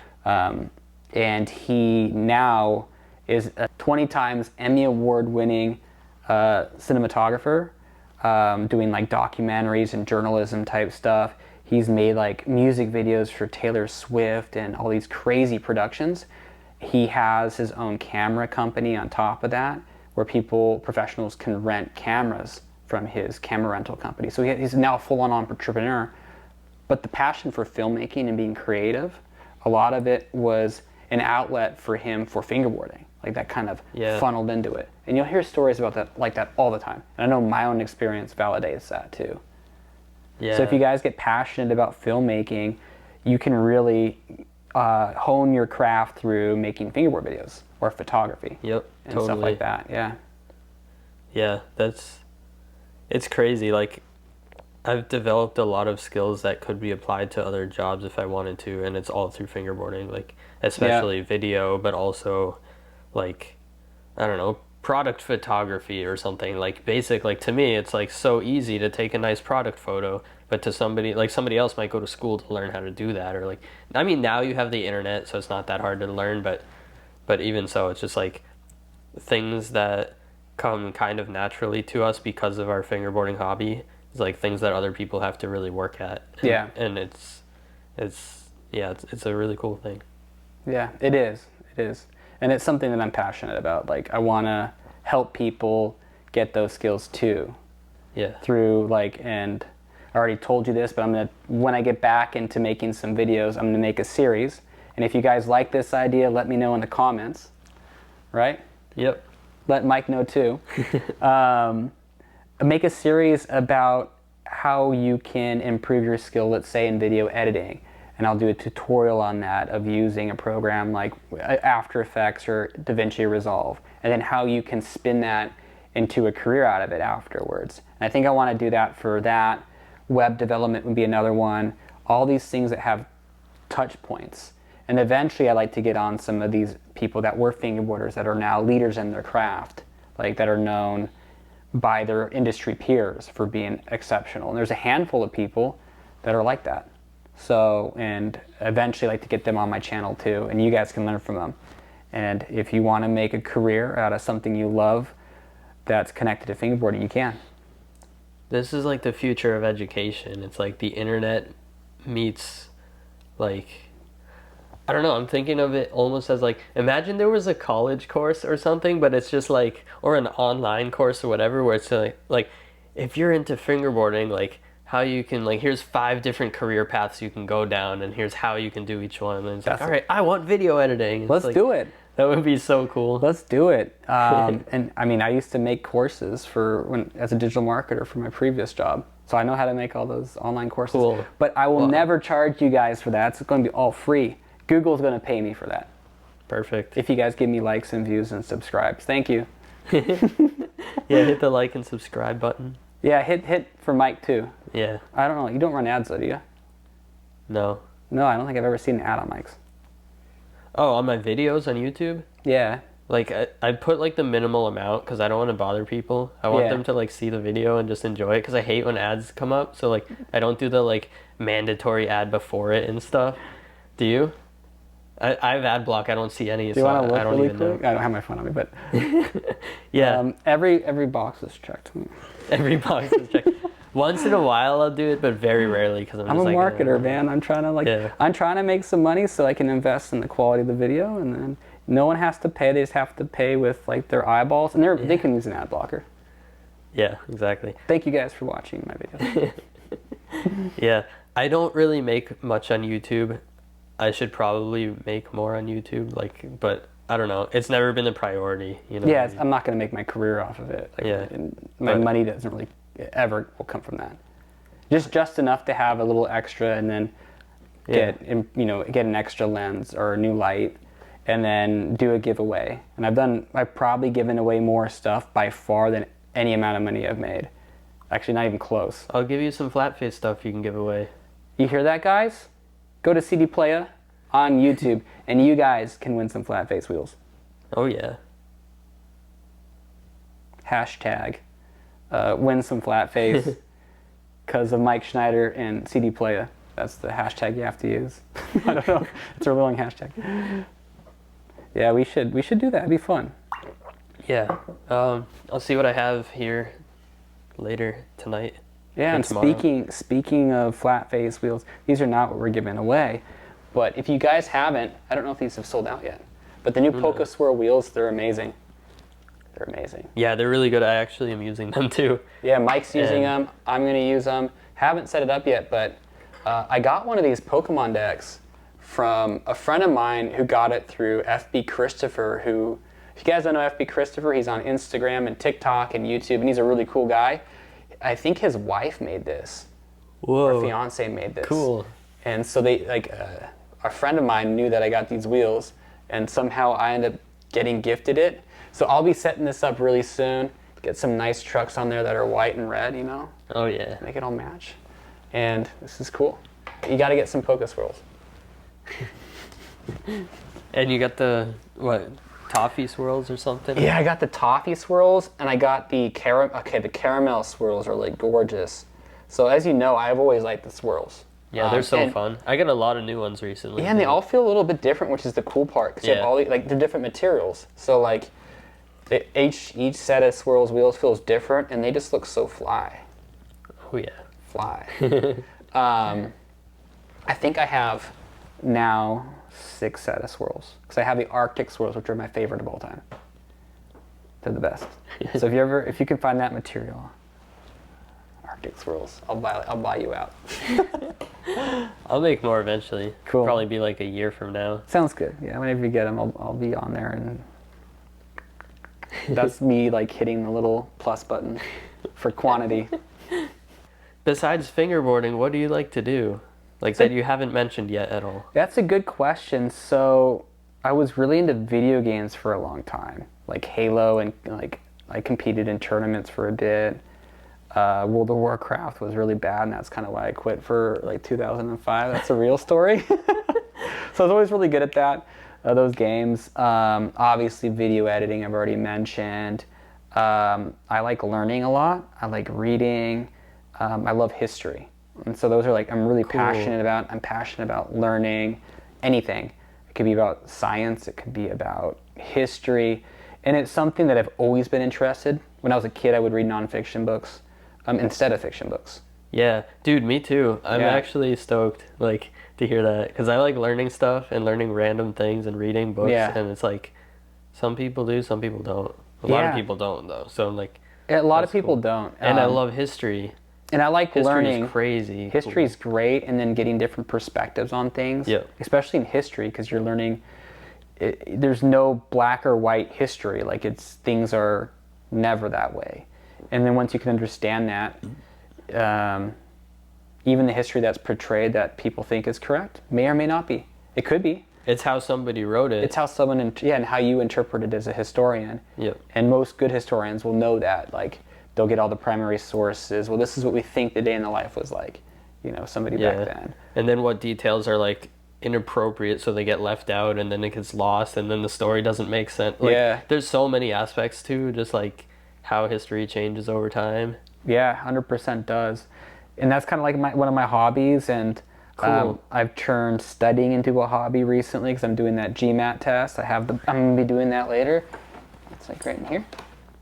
Oh yeah. Gonna be practicing. Gonna be studying tonight? I'll be studying probably tonight a little bit. Yeah, I did it on the plane, and it's really. I think it's really fun. Like once I got over relearning like basic math, then it becomes like riddles and problem solving, and that's really fun for me. I do that in my job a lot, and that's what I want to do with my career is become solve problems. Nice. So, yeah.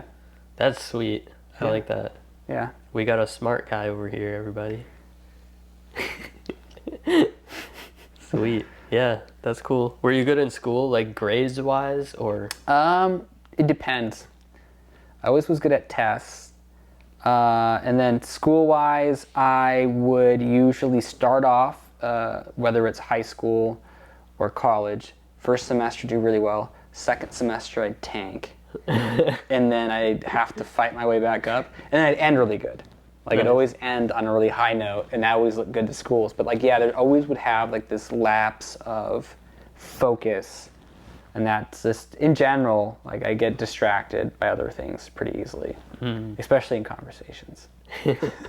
Yeah, this is probably the least chronological episode ever. But, I mean, it's got to be partly my fault also. Yeah. It's the way that the questions came out, probably because it's nighttime. But it's really fun that way. I like that a lot because it takes you places that were unplanned kind of in the conversation and the ideas and all that. So it's not necessarily a bad thing. Like if you get easily distracted, because I feel like a lot of creativity comes from that type of way of thinking in general. Yeah, and I might have remembered something I would not talk about on this podcast. Exactly.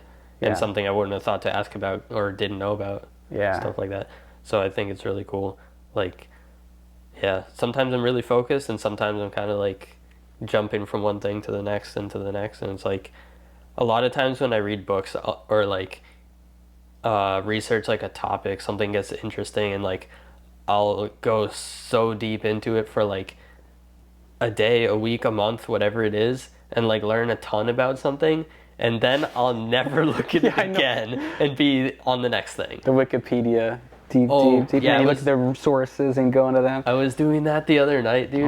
For a few hours, I got so deep into like what happens when you like turn on a light bulb. Like, oh, that's fascinating, dude. There's like so much stuff going on with like the different gases in there, and like how over the years how they figured out like the different ways to get it, like that filament. Dude, It was a world. It was insane. I was going for hours. That's how I am, honestly. And then do you ever do the Wikipedia? You'll just go click on another link, and you get to, and next thing you know, you're like 30 links in, and you're like in a all whole the nother tabs open, yeah, and like and you're in a whole nother subject, not even close, but it was connected back. It's like a little game I played too.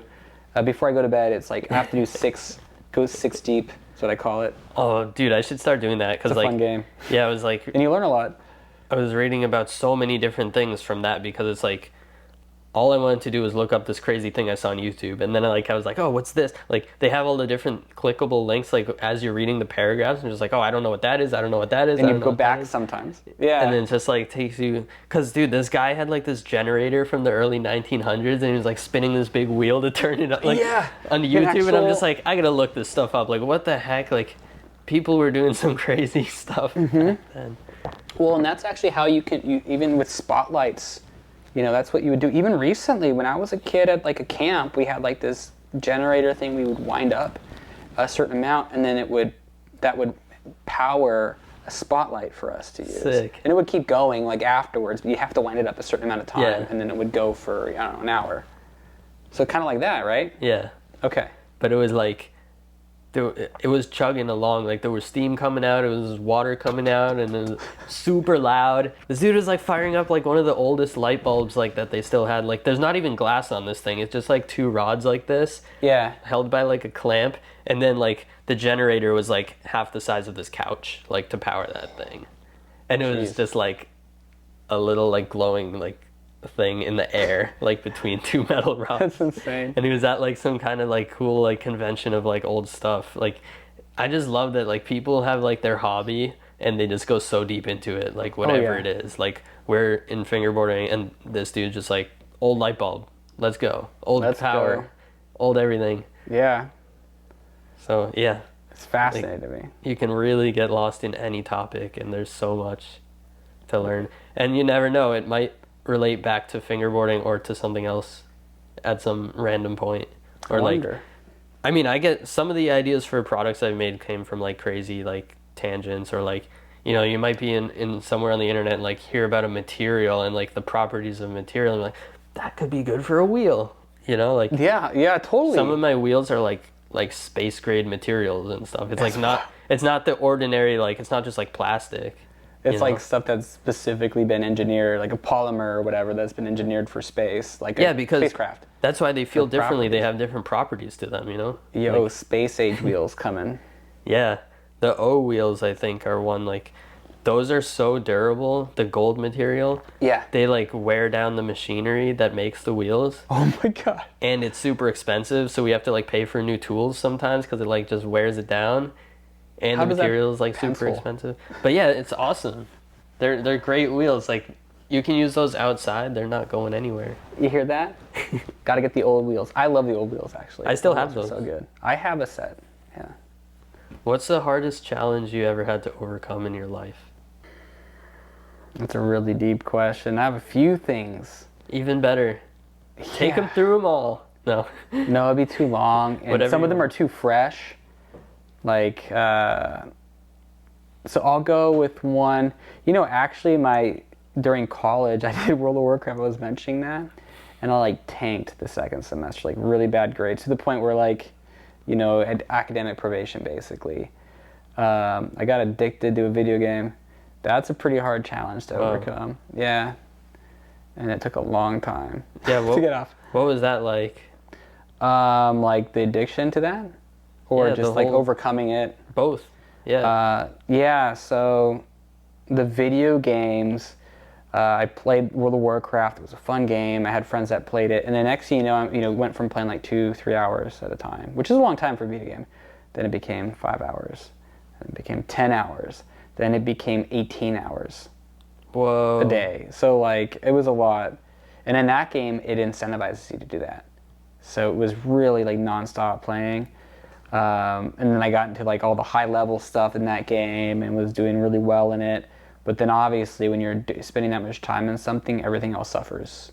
Yeah. Never saw my friends during that time. I was playing a video game all the time. Didn't go to class much. And then I got my grades, and that kind of like, oh my gosh, those are terrible grades. So don't do what I did. Prioritize your grades, kids. Prioritize learning. Yeah. That was tough. That's crazy. It's still probably not the most hardest thing to overcome, but I don't want to talk about the other things right now. Probably. Maybe offline. So. Yeah, that's fair. Yeah. So how did you get out of playing it? Like, was it hard to stop playing it that much because you were probably just loving it? Like, did you go cold turkey, or were you just like, I'm going to play 1 hour a day? Or like... Yeah, there's this, there's an interesting story for those that played World of Warcraft. It was like the first iteration, the first version of it called Classic WoW is what it's called now. And I was doing this, what's a PvP ground, which is player versus player. There's like these battlegrounds, you play like capture the flag, or hold different points, different flags to like accumulate points, and like that, and you play that, and then you get these, after every win or loss, you get a certain amount of points that accrue over a week. And at the end of the week, whoever has the most points, it adds like this experience towards that bar. And there's a ranking system for that where you get gear. And so basically to get to the very top rank, which is rank 14, back then people would play 18 hours a day to get to that point. So you know where I'm going with this. Yeah. Right? I wanted that top rank, and you would play nonstop. You just had to be sweat lord, man. So I was doing that, and I was 93% through to that last rank. So I almost had it after spending 4 months doing this. Oh my god. And I quit because I got my grades. I was like, what the F is wrong with me? What's my priorities? And my parents were like, yeah, you know, you don't have to go to college if you don't want. They were very sweet about it, but they're very disappointed. Yeah. And I felt really bad about it, so I quit completely. And then I did come back and play, but I was able to kind of temper or manage it much better, still get decently good grades, still be able to maintain friendships, but instead of doing 18 hours, it might be 2 hours a day, and then like on the weekend, one weekend day where you don't have anything to worry about, maybe play for like 8 hours. Still a lot, but like definitely not like 18 hours a day nonstop. Yeah. Yeah. That's pretty wild. It'd be like fingerboarding that much. I don't think I could. No, like you can't do anything for like 18 hours a day every day nonstop. Oh, there's people back to that back. do that. Like, you can, but at a certain point, and probably pretty quickly, you're gonna suffer somewhere else from it. Yeah, it will affect other places. Yeah. Next question. Next question is, biggest strengths and biggest weaknesses? That's a really good question. I would say, in some ways, my biggest strength is my biggest weakness. It's my curiosity to learn something new can pull me away from things. That's the weakness part about it, is that I love learning things. I love doing new hobbies, but it also will pull me away from becoming really good in something. Yeah. Like I'll get good at something enough to impress, or good, but then I won't go all the way to that next level. Like what I've done with fingerboarding, right, where I'm at that next level. But that it's both my strength and weakness. I can learn stuff super quick, and I can retain information, but I also bounce all over the place, like our combo. Yeah, so it's like my superpower, but also like my kryptonite at the same time. Cool. Yeah, I mean, I would say it's probably more of a positive than a negative. I Or think like, so too. If that's your biggest weakness, then you're in good shape. Yeah. Well, organization would be my weakness too, because that's part of it. Is I'm bouncing all over the place. So I have to be really disciplined and intentional about things. Right. And if I'm not, then as like my wife knows, things go undone, or like I forget, or they get lost in here somewhere. I don't remember. The conversations we have, I might not remember something, even though I said, oh yeah, sure. And I don't remember saying it. So, yeah. Let's do it. What's your happiest fingerboard memory? There's quite a few, so I'm like going through nostalgia mode. My favorite memory is the second trip to Germany where you were at. That was so much fun. Hands down, like my favorite time was there. It was a blast. Like that's my favorite. And then there's some really good ones from the old days that are reminiscing about the old online forums, like way long ago, and seeing some of those old videos, but nothing beats that trip for me. That's awesome. Yeah. Yeah, those were really good times. Mm-hmm. What's the worst advice you've ever heard or given? I don't know if I can say that type Yeah, of you stuff. can. I'm trying to think. You can say it. If it's bad enough, we'll take it out. Big boys don't cry. That's a good one, you know? Yeah, I think that's bad advice. Yeah, because if you hold in your emotions, it's really bad for your health and for your life. And for relationships, yeah, too. everything. Yeah. Yeah, I think a lot of people can benefit from at least acknowledging their emotions. Sometimes maybe you don't want to express it in a certain moment or act on it in a certain moment. You know, if you're super mad, maybe don't do anything yet till you're calmed down. But also, don't just pretend you're not mad, you know, or if you're sad or whatever. Like, if you need to express something, just do it. Yeah, definitely agree with you on that. Yeah, that's a good one. All right, what's the best advice you ever heard? Best advice is to, just do what you love and don't care about what other people think. Yeah, that's probably the best advice that I can think of that I've been given, and it's really helped with fingerboarding. Like, if people cared about what other people think, you wouldn't see all these public events that are happening right now. You wouldn't see the number of fingerboarders fingerboarding. And that's just like a very tangible example that people watching this would relate to.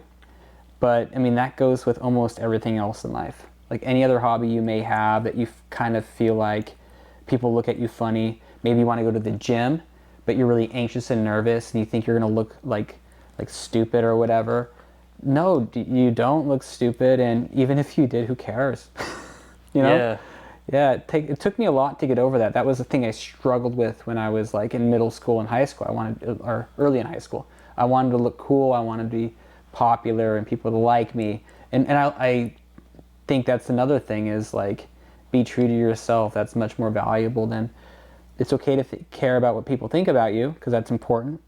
You know, you want to do good things for people and have them like you, but don't like sacrifice what you love doing just for the sake of impressing somebody else or whatever. Yeah, I agree 100%.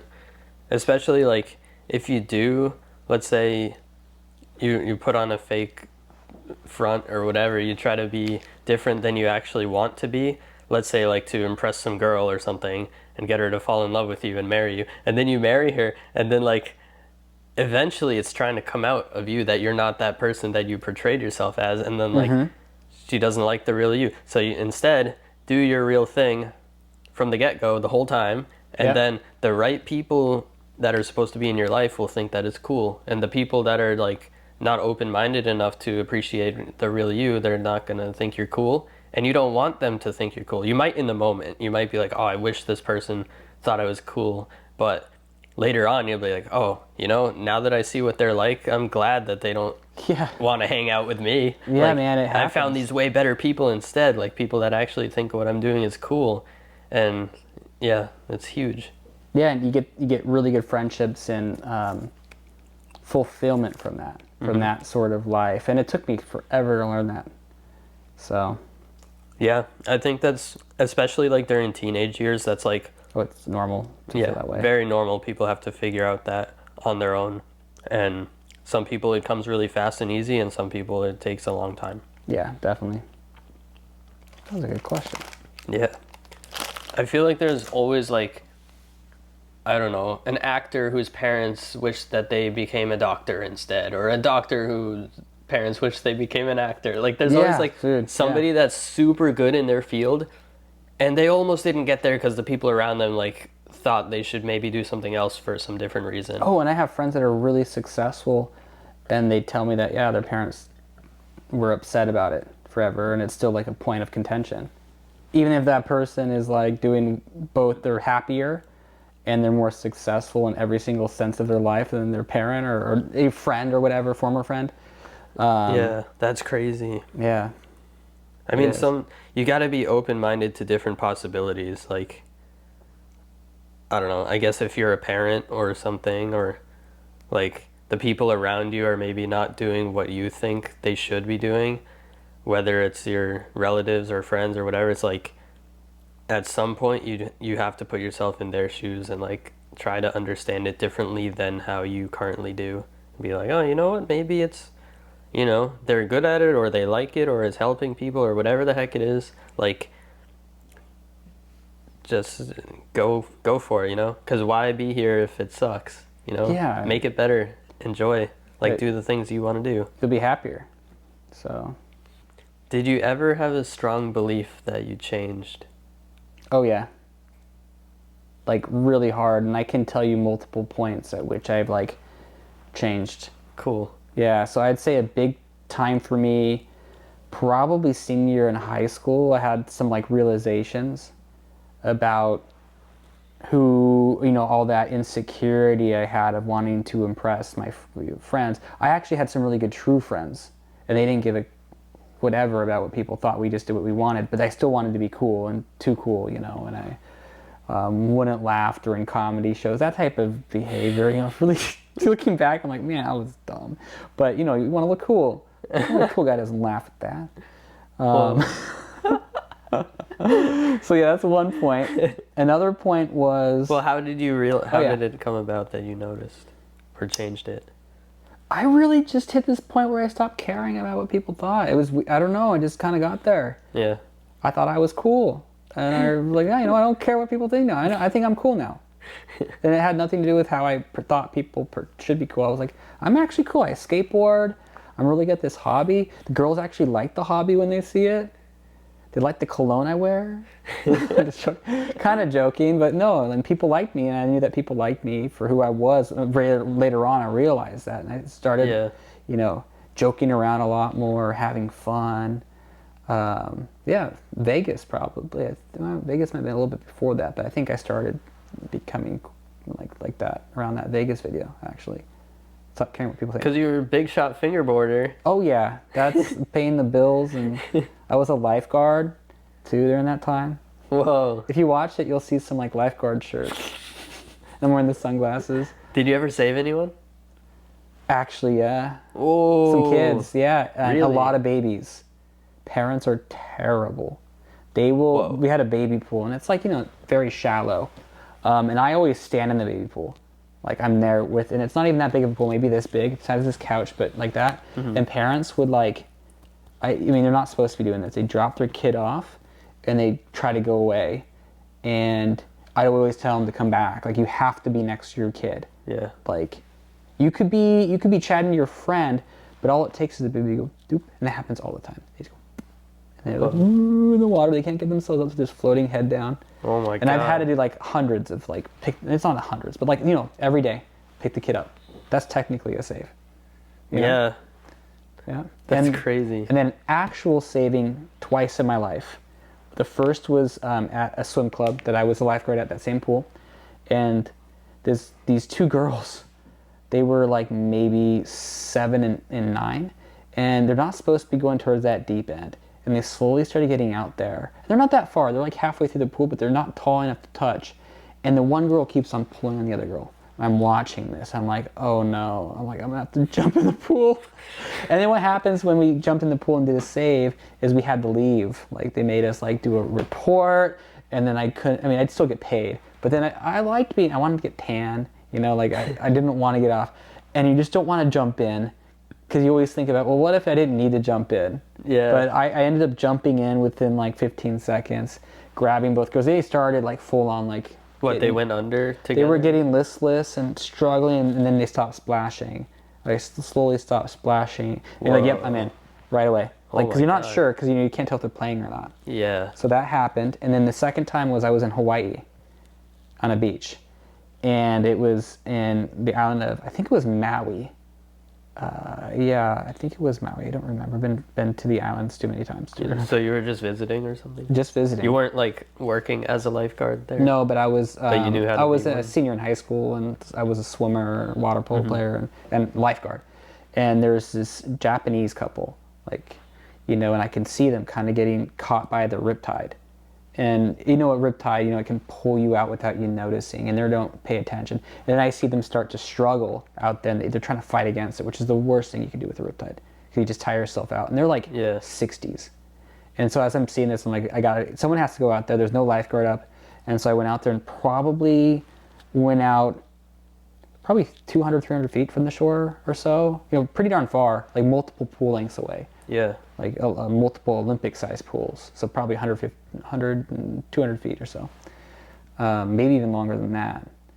And so I had to get both of them and had to calm them down because they're like grabbing. They're like, now, because I can tell like they're scared, and they grab you, and they do. That's the worst. They start like putting all their weight on you and pulling you under. So like I'm like treading water, like a water polo player and stuff. Lean back, and then you just grab them and calm them down, and then you have to go back like that, and you just kind of kick back. And you go parallel to the shore, and then you can start feeling the waves pulling you this way, and you go back and take it back in. So that was the coolest save I did. Holy crap. And they didn't speak any English, so. Whoa. Yeah, that wasn't, yeah. I also saw a shark next to me one time, and I was terrified as a kid. That's a different story, but some other time. Yeah. Crazy. That was a fun one. Cool. Well, thank you for saving them. Yeah. That's... Thank me for saving them. Thank me. No, I'm joking. But no, it was crazy, actually. Yeah, that's wild. Yeah.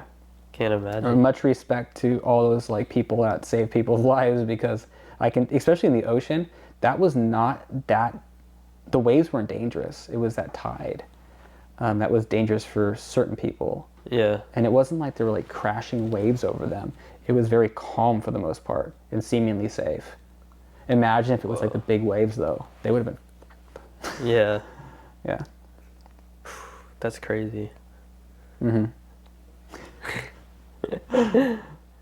Cool. All right. Well, we got a lot of questions from people on Instagram, so let's see if we can get to some of the good ones. Cool.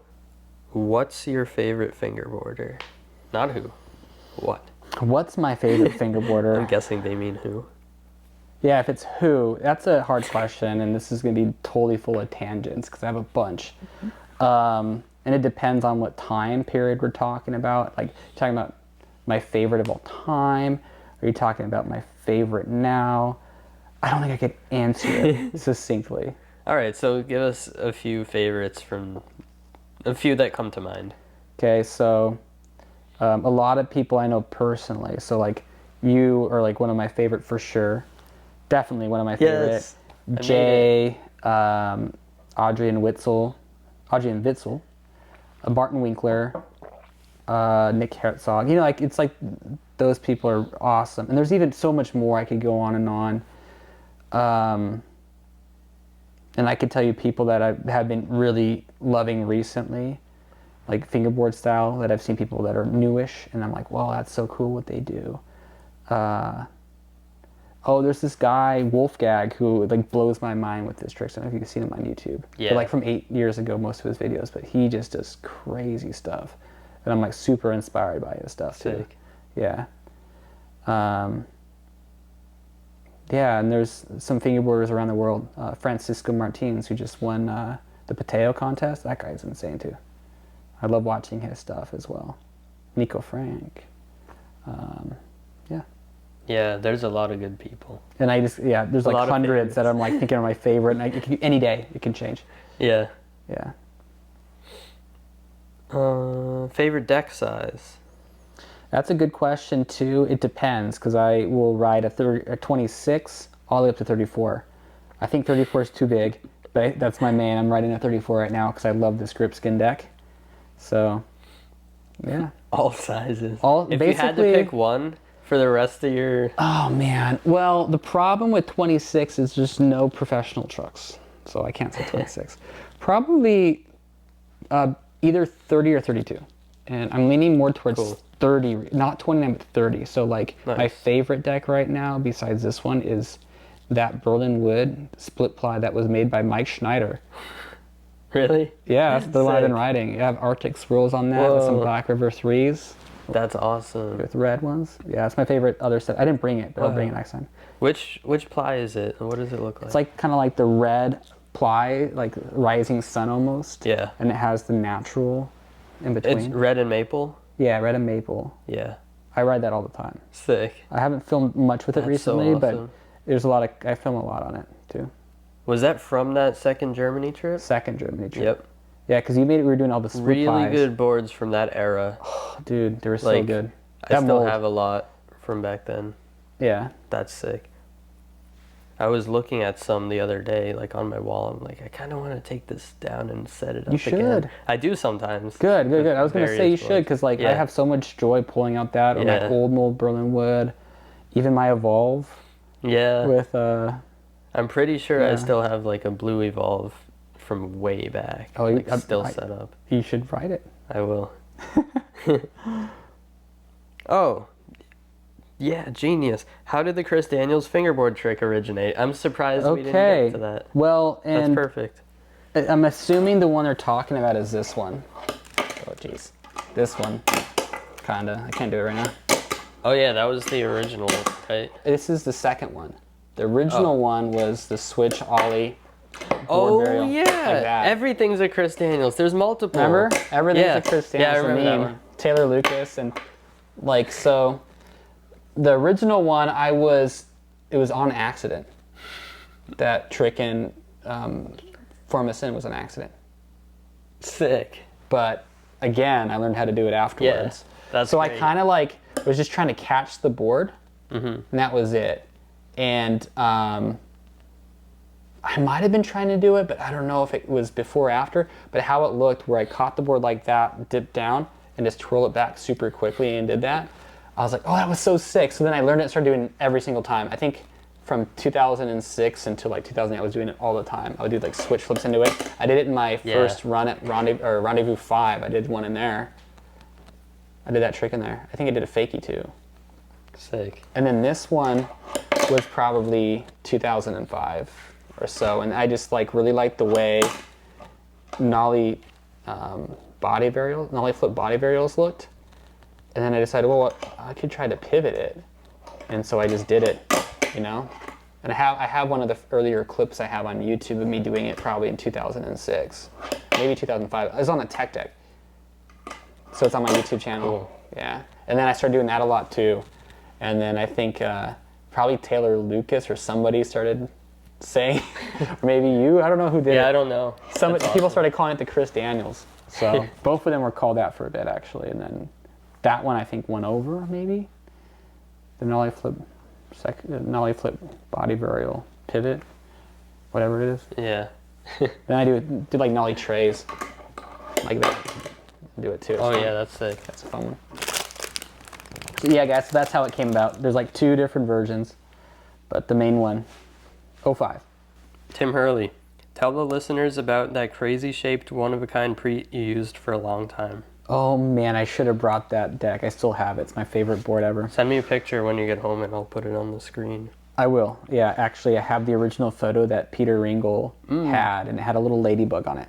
And it looks like the best Cool. picture ever. And that's what I was like. And I made a blog post about it on FB Is it shaped Weekly. like this or something? It's like a snowboard shape. Yeah, it's So- skinnier in the middle, right? Yeah, so it's 26 or 27 millimeters on this side, but it goes to 24 millimeters or something, or 25. And I love the way it was shaped, and I talked about how innovative that shape could be. It's just trying something new, and I think Peter didn't really like it performance-wise. And then I ended up making a blog post about how innovative and cool it was. And he's like, hey Chris, you want it? I'm like, yeah, sure. So he sent it to me, and that was my main fingerboard for 2 years, remember? I used it all the time. Mm-hmm.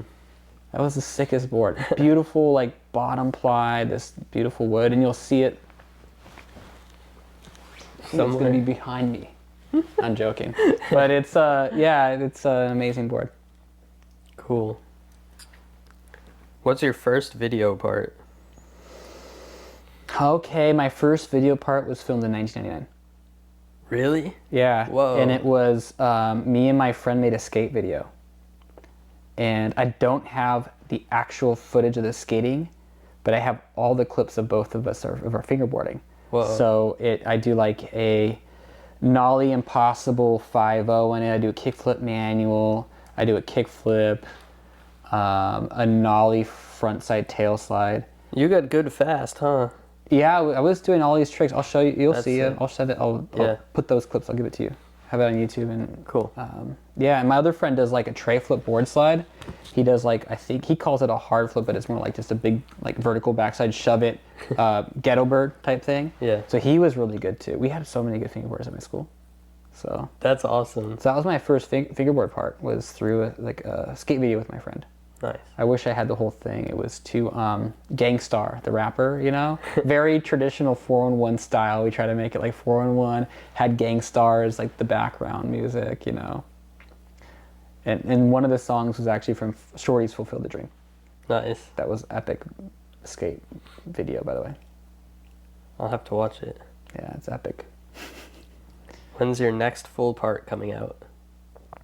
When I get my new camera, and then I'm gonna go try hard. I can't wait to see that. Yeah, because I've been sick. doing some really crazy tricks recently that I'm really excited about, and I'm getting pretty consistent at those. So I'm like excited to go and really push it myself. Mm-hmm. Not only there, but also like some of my filming. And I've been practicing. If you guys saw before I stopped making a bunch of videos, I was doing a lot of like practicing like some parts before that. Not too crazy tricks, but like some good tricks and really beautiful filming too. But I want to step it up coming up, and I have some ideas on how to do it, and I think it's going to be a cool part. Sick. Maybe December. Nice. I still have to do the flat face Christmas part though, but Oh yeah. yep. Can't wait to see both of those. Yeah. Whoa. Are you planning to do a trip to South America? That would be epic. And here's why I think the communities down there are super slept on. There's this great scene, not only in Chile and Argentina. Like, those are pretty, people know about those scenes probably, because there's like Gallo Fingerboards, there's the Dirty Monkeys shop that's down there. In Brazil, there's like, a lot of people know there's fingerboarding happening there. But what people don't know is that there's a crazy scene in Colombia. Like, some of the most insane fingerboards I've ever seen. Like, they have this national championship they have every year. And it's at this like, almost like ISPO type convention. Whoa. And they have like 100-something people watching. And some of these kids are doing like, I don't know his name, but I don't know if he won, but he was like doing switch heel, 5-0 switch heel out, middle of a contest run, kick flip, backside lip, and really good flow. And every try, every trick, flip in, flip out, different stuff. Whoa. And I think he would win fast fingers if they did fast fingers, potentially. Like, that's how good this kid is. And I need to look up the name, but it's like there's a fingerboard shop there too. I think there's 2 fingerboard shops in Colombia. That's crazy. Yeah. Cool. But like, if you look in the countries down there, they have Val's down in Brazil. You have Dirty Monkeys in Argentina. I think it's not Chizan Rams. I think Gallo has maybe a shop down in Chile. So they have fingerboard like stores there. Yeah. And so it would be awesome to get down there and do like a multi-country trip. The only thing is, that's a big continent, man. Mm-hmm. You have to fly from here to here to here, coast to coast, basically, multiple different areas, because there's nothing you can't live in the middle really easily. It's hard to live in the middle. Yeah. Yeah. That would be wild. Yeah.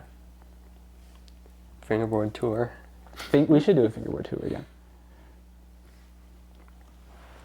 That was a good memory, though, I had. Fingerboard tour with Boris and Andreas Hees and Chris Hack. Maybe a different interview. What should Tech Deck's ultimate priority be when making new products, deck shapes / materials, etc.? That is above my pay grade. No, that's a really good question, though, but I don't know if I could answer that because I have my own. I really want to see investment into like the hardcore fingerboarding scene and helping us do big events, and not just like donating some tech decks. I'm thinking like helping monetarily support or helping get big brand name sponsors, like working with us to get access to brands to help create like a fingerboard league. Like, we have the USAFBL that's going out there and doing this on their own. I mean, Tech Deck tried when Noah McKiernan was there. They tried to do the tour, remember that? But that's where I think, for me, it's not even a product. It's like getting awareness. But product-wise, I mean, they're doing their thing. Yeah. They have the place they play in, and they can go up and down a little bit between like quality there and have their own swim lane. Yeah, I think they're bring really awareness. they're really good for introductory. Yeah. And they're, like you said, that would be cool if they did more like, I don't know, tours or whatever. Like they could go to skate contests or skate events or just parks or like whatever and get people fingerboarding. Yeah, like, and I know they're good at that. I know like Steve in a James does kind of does that when he goes and does these skate camps and fingerboards there too. Tech sponsors it. That guy's awesome, by the way. But really, like I could see them playing absolute entry level and maybe intermediate level. Like Yeah. that's a nice place for them. Like bring awareness to the hobby, which they have. They've done a great They've done job that with that. since 1999. So many of us 98. do it because of that. Yeah. And that's not saying they can't get into the supporting hardcore fingerboarding, but I don't think they're ever going to be able to make product that can be like a flat face G16 deck with Black River 3.0 trucks and Poco Swirls wheels. They just can't. It doesn't pencil for them. There's no way. Yeah. So, and they can't. It's not possible. Now they can bridge between maybe and get to like an intermediate level, push people, have a product that's entry level, have a product that's beginner intermediate level that gets them into more closer to the pro level type stuff or more hardcore. And that'd probably be a good place for them to do a little bit of playing, which I think they have tried with the Pro Series, right? But I want to see support for the people that are putting on these big events. Yeah. That would be cool. I think they did some of that in Germany, sponsoring like Black River's events at some times. They did, and, like, yeah. actually supporting it with like good amount of money and stuff. Yeah. And I'm not sure what's happened recently with that either. Like if I haven't been watching, I don't know. yeah, I don't know either. I mean, I know there was a time they did. Yeah. But it could be a win-win. Definitely. Best fast food. You eat fast food? I do. I mean, my favorite fast food probably may or may not be considered fast food. Probably teriyaki. 'Cause that's pretty damn quick. But if they wanted to like junk food, Well, like what teriyaki? Like Japanese, like chicken teriyaki? Seattle or, like- style pork or chicken. And I don't know if you haven't had Seattle style teriyaki, but it's so good. It's different It from. sounds amazing. It's different from like other places, way different, but it's similar. It's a little sweeter in Seattle, and the cuts of meat are completely different than what they have like at a Japanese restaurant. It's not authentic Japanese teriyaki, but Yeah. it's Seattle style, and it's so good. I'm gonna have to come visit and have You gotta some. come visit. Yeah, you can hang out with me and stay with me, or stay at the hotels or something nearby and Yeah. chill, have a good time, go in the woods, hang out. Sounds awesome. It's awesome. What fellow fingerboard homie hypes you up the most? God, there's a few. So it's hard for me to answer that question because I feel like every event I go to, we have the hype mans that, just build people up and they know who they are. But there's a lot of them and it's hard for me to really just name names. Yeah. Yeah, there's some awesome people out there and they know who they are. And maybe I'll if they want to respond, I'll put heart and I'll reply. And give you a little finger thumbs up that it's you. Yeah. And you know who you are. Favorite spot street? In actual street. Yeah, Waterfall Garden in Pioneer Square, Seattle is epic. It's the best fingerboard spot on earth. And I've been to those epic spots in Germany, which are amazing, but nothing compares to this spot. Cool. And I have footage from it, a lot of it, and that's gonna be part of my next big part. Is that one. Ooh. Yeah. Sick. Yeah, it's amazing. How did you become a fan of 80s music and who are your favorite 80s bands? Hey, Sid. Yeah, that's Sid. I'm an 80s baby, man. You know that. Cool.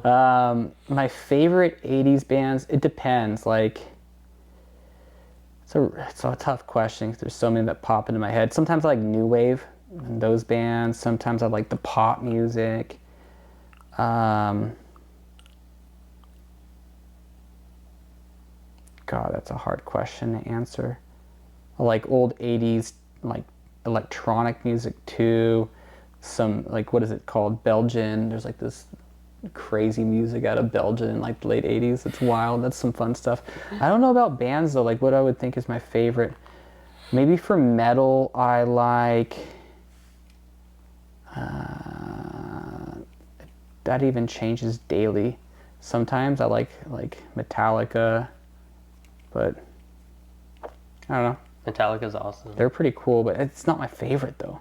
I listened to them a lot when I was like 10 to 13.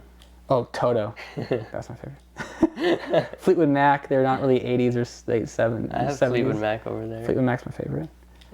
That's They like the did- craziest nostalgia music. Oh, like, my dad's favorite band is that and Boston. Those are the two bands. Oh yeah, that's a good one. Boston's great. 2 people in a row asked, "How is he so good at fingerboarding upside down?" This is ridiculous, the second one said. Yeah, thank you. The funny thing is that I saw this guy, Alfie. His name was Alfie Skate on FFI. Alfred Kovac, and he's out of Hungary, and he's awesome fingerboard, very creative. I saw him do it back in 2007, do the upside down, like he did like an upside down board slide. And then he did upside down 270 the board slide. Cool. And I was like, oh, that's so cool. Because I was thinking about skateboarding. You don't just like land in a trick, kick turn. Maybe you do. I don't know about you, but I like to do switch tricks. I like to keep it going like the flow. So I was like, well, maybe it's possible to do more tricks like that. And I started doing a little bit of that, and then we went to Germany together. And that's when I really started going, we were kind of, I think we were joking about it. Probably. And I was doing like this stuff. I had like remember that 540 or 720 I tried to do with my hand behind the back? I have a video of that. It's on the Berlin Wood, the Black River store, which is now Aussie. But really, it's just like learning how to learn. For example, on that trick, all you're doing, guys, if you're popping from here, all you're doing is turning your hand upside down. That's all you're doing to pop. It's as simple as that. So your wrist just turns. It's like turning a doorknob in a way, or like that. Yeah. And then when you break it down, then you bring it back and you level it back out. And then learn how to flip. I would just try this way. And then the heel flip this way, or I guess this is a heel flip, that's a flip. And then for switch, it's harder, but again, it's like all you need is this much turn, a little bit of wrist action, finger action, and you can do a switch ollie, you can do a switch impossible. Oh, you're right.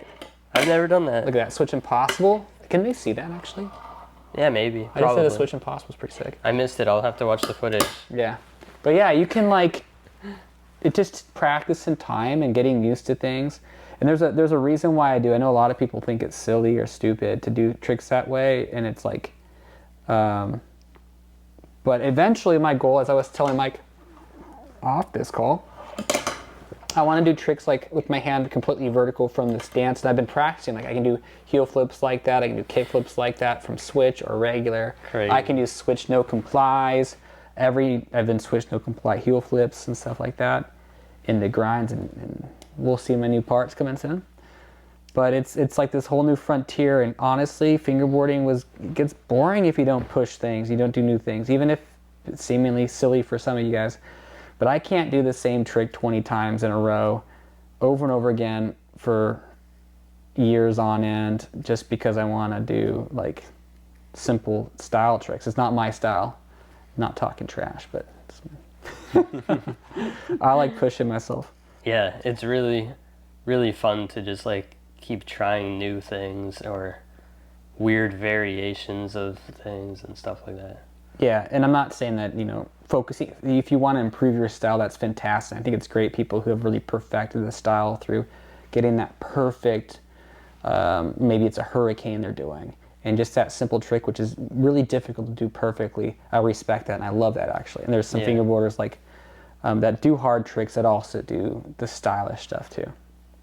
Definitely. Yeah, there's a million ways to fingerboard and have fun with it. So whatever directions you want to go in it is cool. Yeah. Sometimes I'm doing weird upside down tricks too, and other times I'm like, it's a kickflip nose grind kind of day. Oh, that's a good time of day. I like those days actually. Yeah. But no, like there's everything has its time and place. Yep. Do you like mellow or steep concave, and why? As I was telling, I think I told Mike this earlier. Actually, I should stop saying that. But I like everything. I came from a time where I had flat tech decks, no shape, and then concave came. We would shape or make them more steep. Then I had an evolve, which was the steepest concave and nose and tail back then. Yeah. And I loved it. And then things got more and more mellow. Berlin Wood had their first shape, which had concave, and then they came out with the wide lows. Remember, for the new shape, 2009, and they had the 2010 flat. So I tried that and really liked it. And I actually, if you watch my videos, look at how much often I'm changing board types and companies and size and widths and all that. Like, it's a lot of fun to try new setups. Now, it's always good to have your main that you use all the time. It's always good to have like the comfortable one, but it's fun to use everything. Definitely. What's your best or craziest trick you've landed first try? Maybe well, it's not, I don't know if it's that crazy, but nollie tray, crooked guy, and looking at the camera like that. Staring in the camera. That's that was cool. First try. I was sick. Nice. It's pretty crazy. I don't think that's the craziest, but that's one of them. Best Berlin Wood mold? You're talking about the new shape or the old? Any. All. The old mold wide deep, maybe? Whoa. Remember that? Yeah. Like, you have some on your wall. Yeah. That was crazy using it. I don't even have one anymore, but that was like the crazy shape. At least maybe it's nostalgia. That's cool. Yeah, I don't know. Like, I can't think of too many people that was their favorites, but I'm not saying that it was bad. Mm-hmm. But I feel like it was more of like a novelty. Like, oh, check out the concave. It was like, super novelty. Yeah. But I really like that. deep concave. It's pretty cool. Yeah, wide deep, man. I wonder if I have one of those set up. I feel like I don't. I might have to make that happen. Because wide back then was 28 or If Scott's 29, making these right? 26 trucks, that is a game changer. Because then it's It like is. all those old things are getting set up like nicer than they've ever been before. I'm telling you, I told Scott this on Discord. I'm going to buy so many of them. I'm going to text him after this and try to get some reserved or something. I need like 5 or 30. 35. 35 of them. Dr. Pepper or Coke? Neither, but if I had to pick between the two, Dr. Pepper. Nice. Yeah, I mean, I don't drink sodas. I don't either. That's cool. Interesting moment in fingerboard history. To me, this actually directly relates to somebody I just met. I really want to know more about what happened during that first fingerboard tour when Darren Langhorst, Matt Johnson, Tony Potex, and Damian, that was Fingers of Fury. That's pretty interesting too. Pat Wells, Dan Watson, Matt Johnson, and Darren Langhorst. That tour they did down in Chile and Mexico with Coca-Cola sponsoring and Fanta sponsoring it. What that was like, I've seen a little bit of footage from it, but very briefly. Yeah. That would be the most interesting to me. Except for the old substance versus flat face era. That was a fun time. Interesting time too. Yeah. Chris clearly has great dexterity. Has he tried playing any instruments or drawing? Both, actually. I took art class in college and started drawing, and initially I was really poor at it, but a lot of drawing is learning how to translate what you see onto paper, and once you get that into your brain, it becomes awesome. Like, it's a crazy unlock. All of a sudden you can draw. It's wild. Cool. It just happens like that. Wow. After you try for months or longer than a year maybe. And then crazy. What was the other question? Drawing. Instruments, sorry. Instruments, yeah. So I grew up playing piano initially, stopped after about a year or two, just because I stopped going to my lessons. Then I played clarinet, saxophone, and I played alto, tenor, and baritone saxophone. Currently, I haven't recently made electronic music, but I've been making electronic music, as I talked about earlier, for since around the time I almost started fingerboarding. That was the same time period. That's when I started. Whoa, cool. And then I also like to play the Irish whistles, which are like on Irish music. They're fun. Yeah.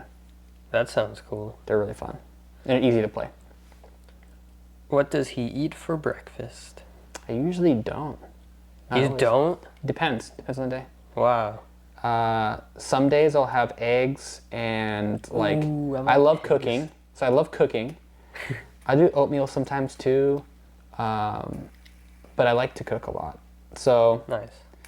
the reason why I don't eat breakfast a ton is I'm usually not hungry right away, and I like to have like 1 cup of coffee, go on my walk too, and then I like to eat early lunches, so like 10 a.m. lunches, which might sound like really early, but I'm up at like 5 a.m. Cool. And I like lunches. I like dinner the best, and then lunch, and then breakfast is my least favorite. But I like breakfast, but it's my least favorite meal. Does he skate? You did mention that you do. I would say right now I'm not a skateboarder, but I used to. I mean, if you don't skate in a calendar year, you're not a skateboarder anymore. I'm sorry, guys. That's We can me. fix that tomorrow. I'm so bad now. But no, I used to skate a lot, and I just hurt my ankle like in college. I have some footage from that time period, and I wasn't good then, but I was like doing, flips into grinds and stuff like that. But That's farther than I've gotten. I did one kickflip board slide before. front side or back side? Front side. Yeah, front side. It's nice. One of my clips is a kickflip frontside board slide on this like little wax curb. And I'm like tic-tacking like crazy, but that was like I hadn't skateboarded forever then. And kickflip manuals and stuff I think I have on YouTube, Cool. but it's like in one video, maybe 2. Yeah. And in college I really fell out of skating. In high school I was my best. So it's like I look back and I skate, I'm so bad, so it's depressing. It's all about fun, not how good you are. That we did. Please post more fingerboard history. I will. We're working on Yeah. it. I'm taking a little bit of a break for like a priority and for life, but I'll come back and it's going to be even better. And I'm going to be doing the Fingerboard history series, and we're going to make it even better. So it's going to have a lot of good content and stuff that no one had access to until a couple weeks ago. Cool. Mm-hmm. That'll be epic. Yep. Favorite trick, fingerboarders, and ramp. Okay, that's 3 good questions. Favorite trick is a kickflip, because there's so many different ways you can do it. It's such a flexible trick. Best trick easily. And you never perfect it, The next one, favorite fingerboards, I kind of answered that earlier. Mike, Jay, Arjen Witzel. There's just way too many. Trying to think who else. Like my friends in the Northwest, we have some insane fingerboarders up there, like Alex Spiato, Stephen Cohen, Gabe Scott, Shane Martin, like the local guys. Justin and Enoch, those guys are really sick too. And there's more up there. It's just insane talent up there.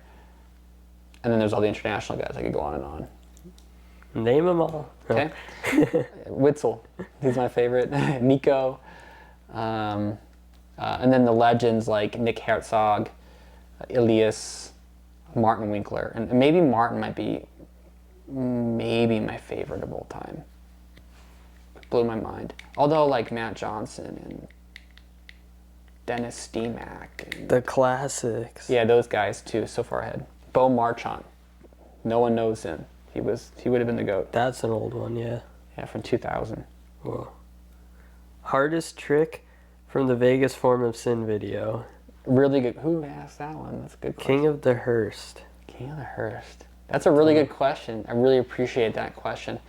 Cool. I think it was the switch flip backside nose grind. Like switch flip backside nose grind revert. I think that might have been the hardest one because I did it so low and it was on this angle. Like, it's a really good trick. That was the thing. My hardest trick, Cool. but my favorite one from that whole video was probably that one. That's sick. Unless you could think of any other ones. Or that line where I do all those the nollie flip tricks down that little gap. I do like a nollie frontside heel flip, which no one was doing back then. Nollie hard flip in that line. Well, that was not. Yeah. I think it was separate. Oh, was it a line? There was a line. Okay, the nollie hard flip was not. Like you picked it up and went back. I did a normal hard flip in that line though, but that whole line was sick and that was hard. I don't know. It was hard tricks. So. Yeah. What's his favorite Justin Bieber song? Oh, that's a good question. I just called to say I'm sorry. Is that a song? I don't know. I don't even know any. I'm like... So Justin Bieber, Anyone that has like tropical vibes and just Biebs belting it out there, I like it. Yeah. The reason why they're saying that is because my Discord name is Justin Bieber instead of CD Flat. Yeah. Nice. I even got the official a handle Justin.Bieber, and I get people add me all the time on there that don't even know me. Oh my god. Not even fingerboard related. Yeah. That's crazy. So random. In Chris's opinion, who has the most OG fingerboarding knowledge? Probably you. After all this research. Depends, because like I have a lot of knowledge on North America, and not even North America, on the online English-speaking fingerboard scene. Yeah. But there's people in Germany that know a ton, like Fabian Schreite, Afrobeat probably has a ton. I mean, Winkler, you have a big knowledge amount. Remy Banks would have the beginning, well, since he was gone for a long time, he wouldn't have the in between. Yeah. Jay would have a lot of knowledge too. And then Nick Allen, but Jay would have maybe even more than I would in some ways because he was around. You would too. The gap when I'm gone, like 13 until 2017. Oh yeah, I guess it depends which 2014. Yeah, I was which around time for period Yeah. or But the early stuff, probably Yeah. me. Where's Alex?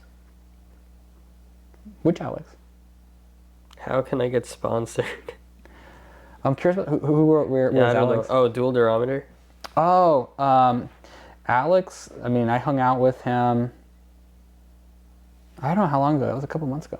Oh, he went to my Intense game. Yeah. He went to my Intense Fingerboards event for a little bit. Alex is awesome.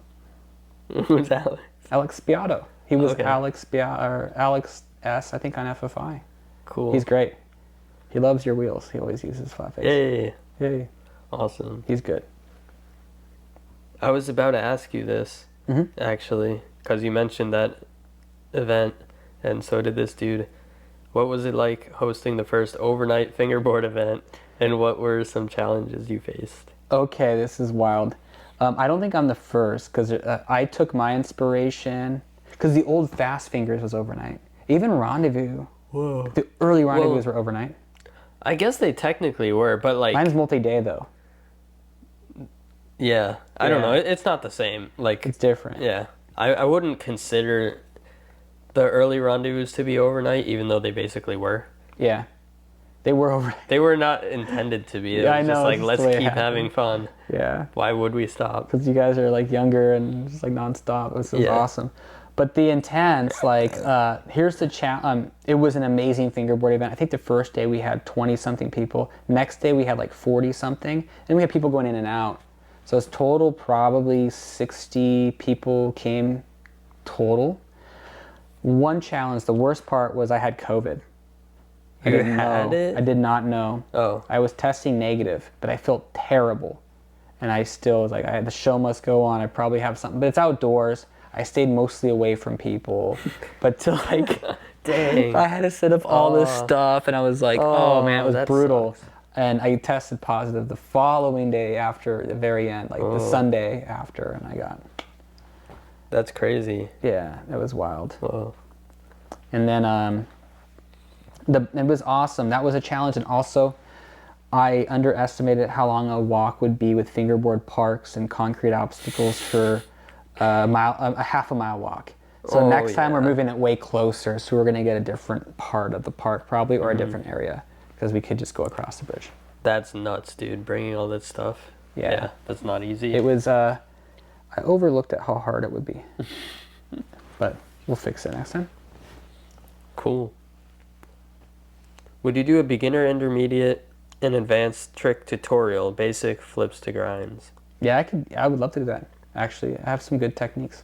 That'd be cool. Yeah, and I think it's reference to some of my earlier, when I started doing all the documentary stuff. I had this series where I do a basic tips, and they're like really short, like 1 minute, and it was me not talking. It was like stop and have an animation and give them tips about how to learn how to do a kickflip as a beginner, and then intermediate what you should be focusing on, and then an advanced, where there's some advanced techniques that apply to a kickflip that also apply elsewhere. So I have those tips. I'll do one for flips to grounds. That's a great one. What are the biggest... Wait, what?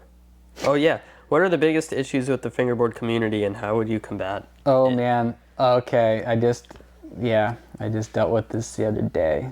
I'm not going to name any names because they know. People that put other people down in comments and think they're better than other people. Honestly, if you do that, you suck. Like, you're not even good at fingerboarding. I've already said this before, like in my own interview. I'm going to say it again. I know you know who you are. You're in my DMs. You're trash. And the fact that you have to have the gall to talk trash to other people, not even to me, they were talking about other people and making fun of other people. So I told them what I thought. And they have such thin skin. And they love talking trash to people. And everybody knows that person, who it is. So I won't name any names. Yeah. Don't give them any reinforcement.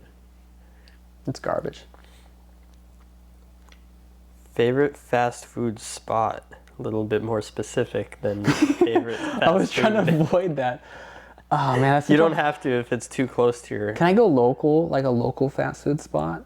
Anything. God, there's this place called Red Mill that's really good in Seattle, but it's only one location.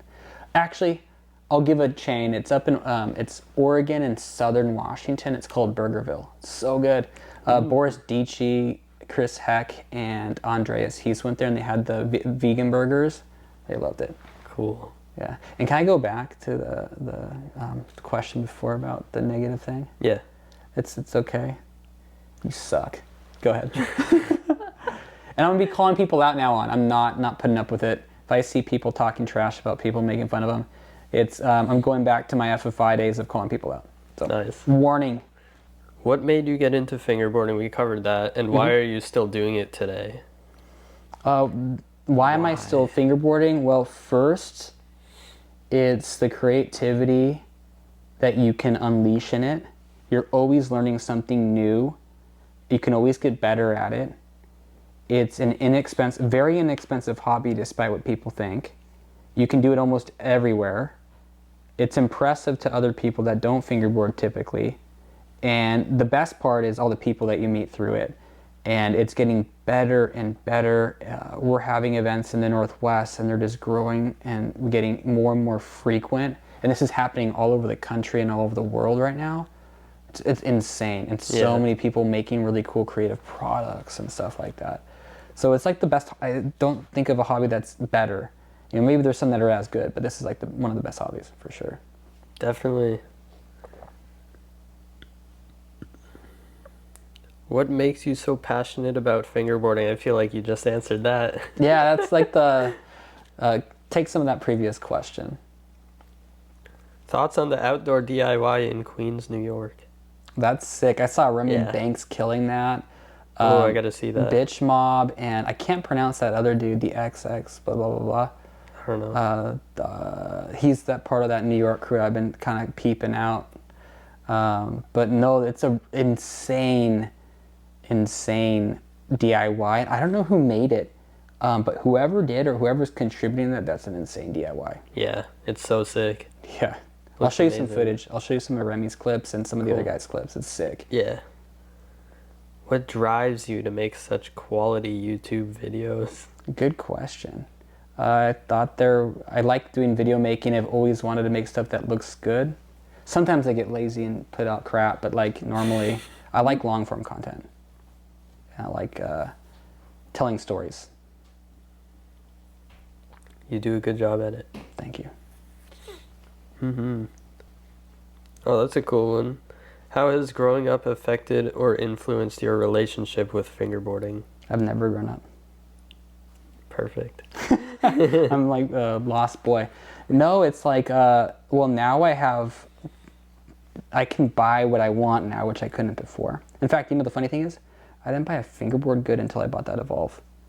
Outside of Tech Deck. I shouldn't say I didn't buy a fingerboard gear. Yeah. But like, I never had purchased anything my first 9 years of fingerboarding. Not a single thing. And, Wow. and even when I did, after that, I didn't purchase after that Evolve forever. It wasn't until like I bought like some flat face wheels, even though I'm the team. He gave me a ton of wheels, but I wanted more. And same with like the like Black River stuff I would buy later on. I bought Kevin King's old Black River stuff, but that's the big part of being older is like now I have disposable income. I can dump a ton of money on flat face swirls or like Black River trucks, Berlin Woods, and I'm sponsored by all of them, but I want more. I was about to say you're on the team. You can always ask me for but stuff. I also like getting, like, I see it and I don't know if it's in stock. I'm going to buy it. I have money, and it makes me happy. So.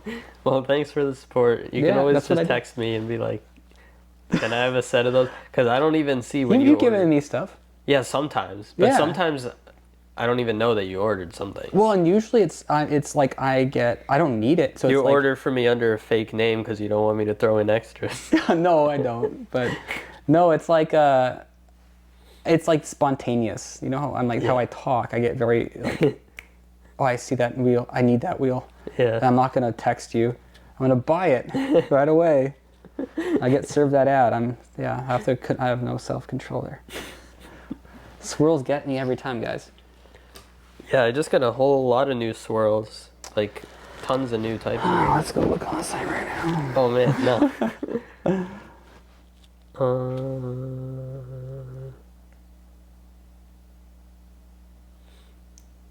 Those are the same. I think that's all of them. Wait.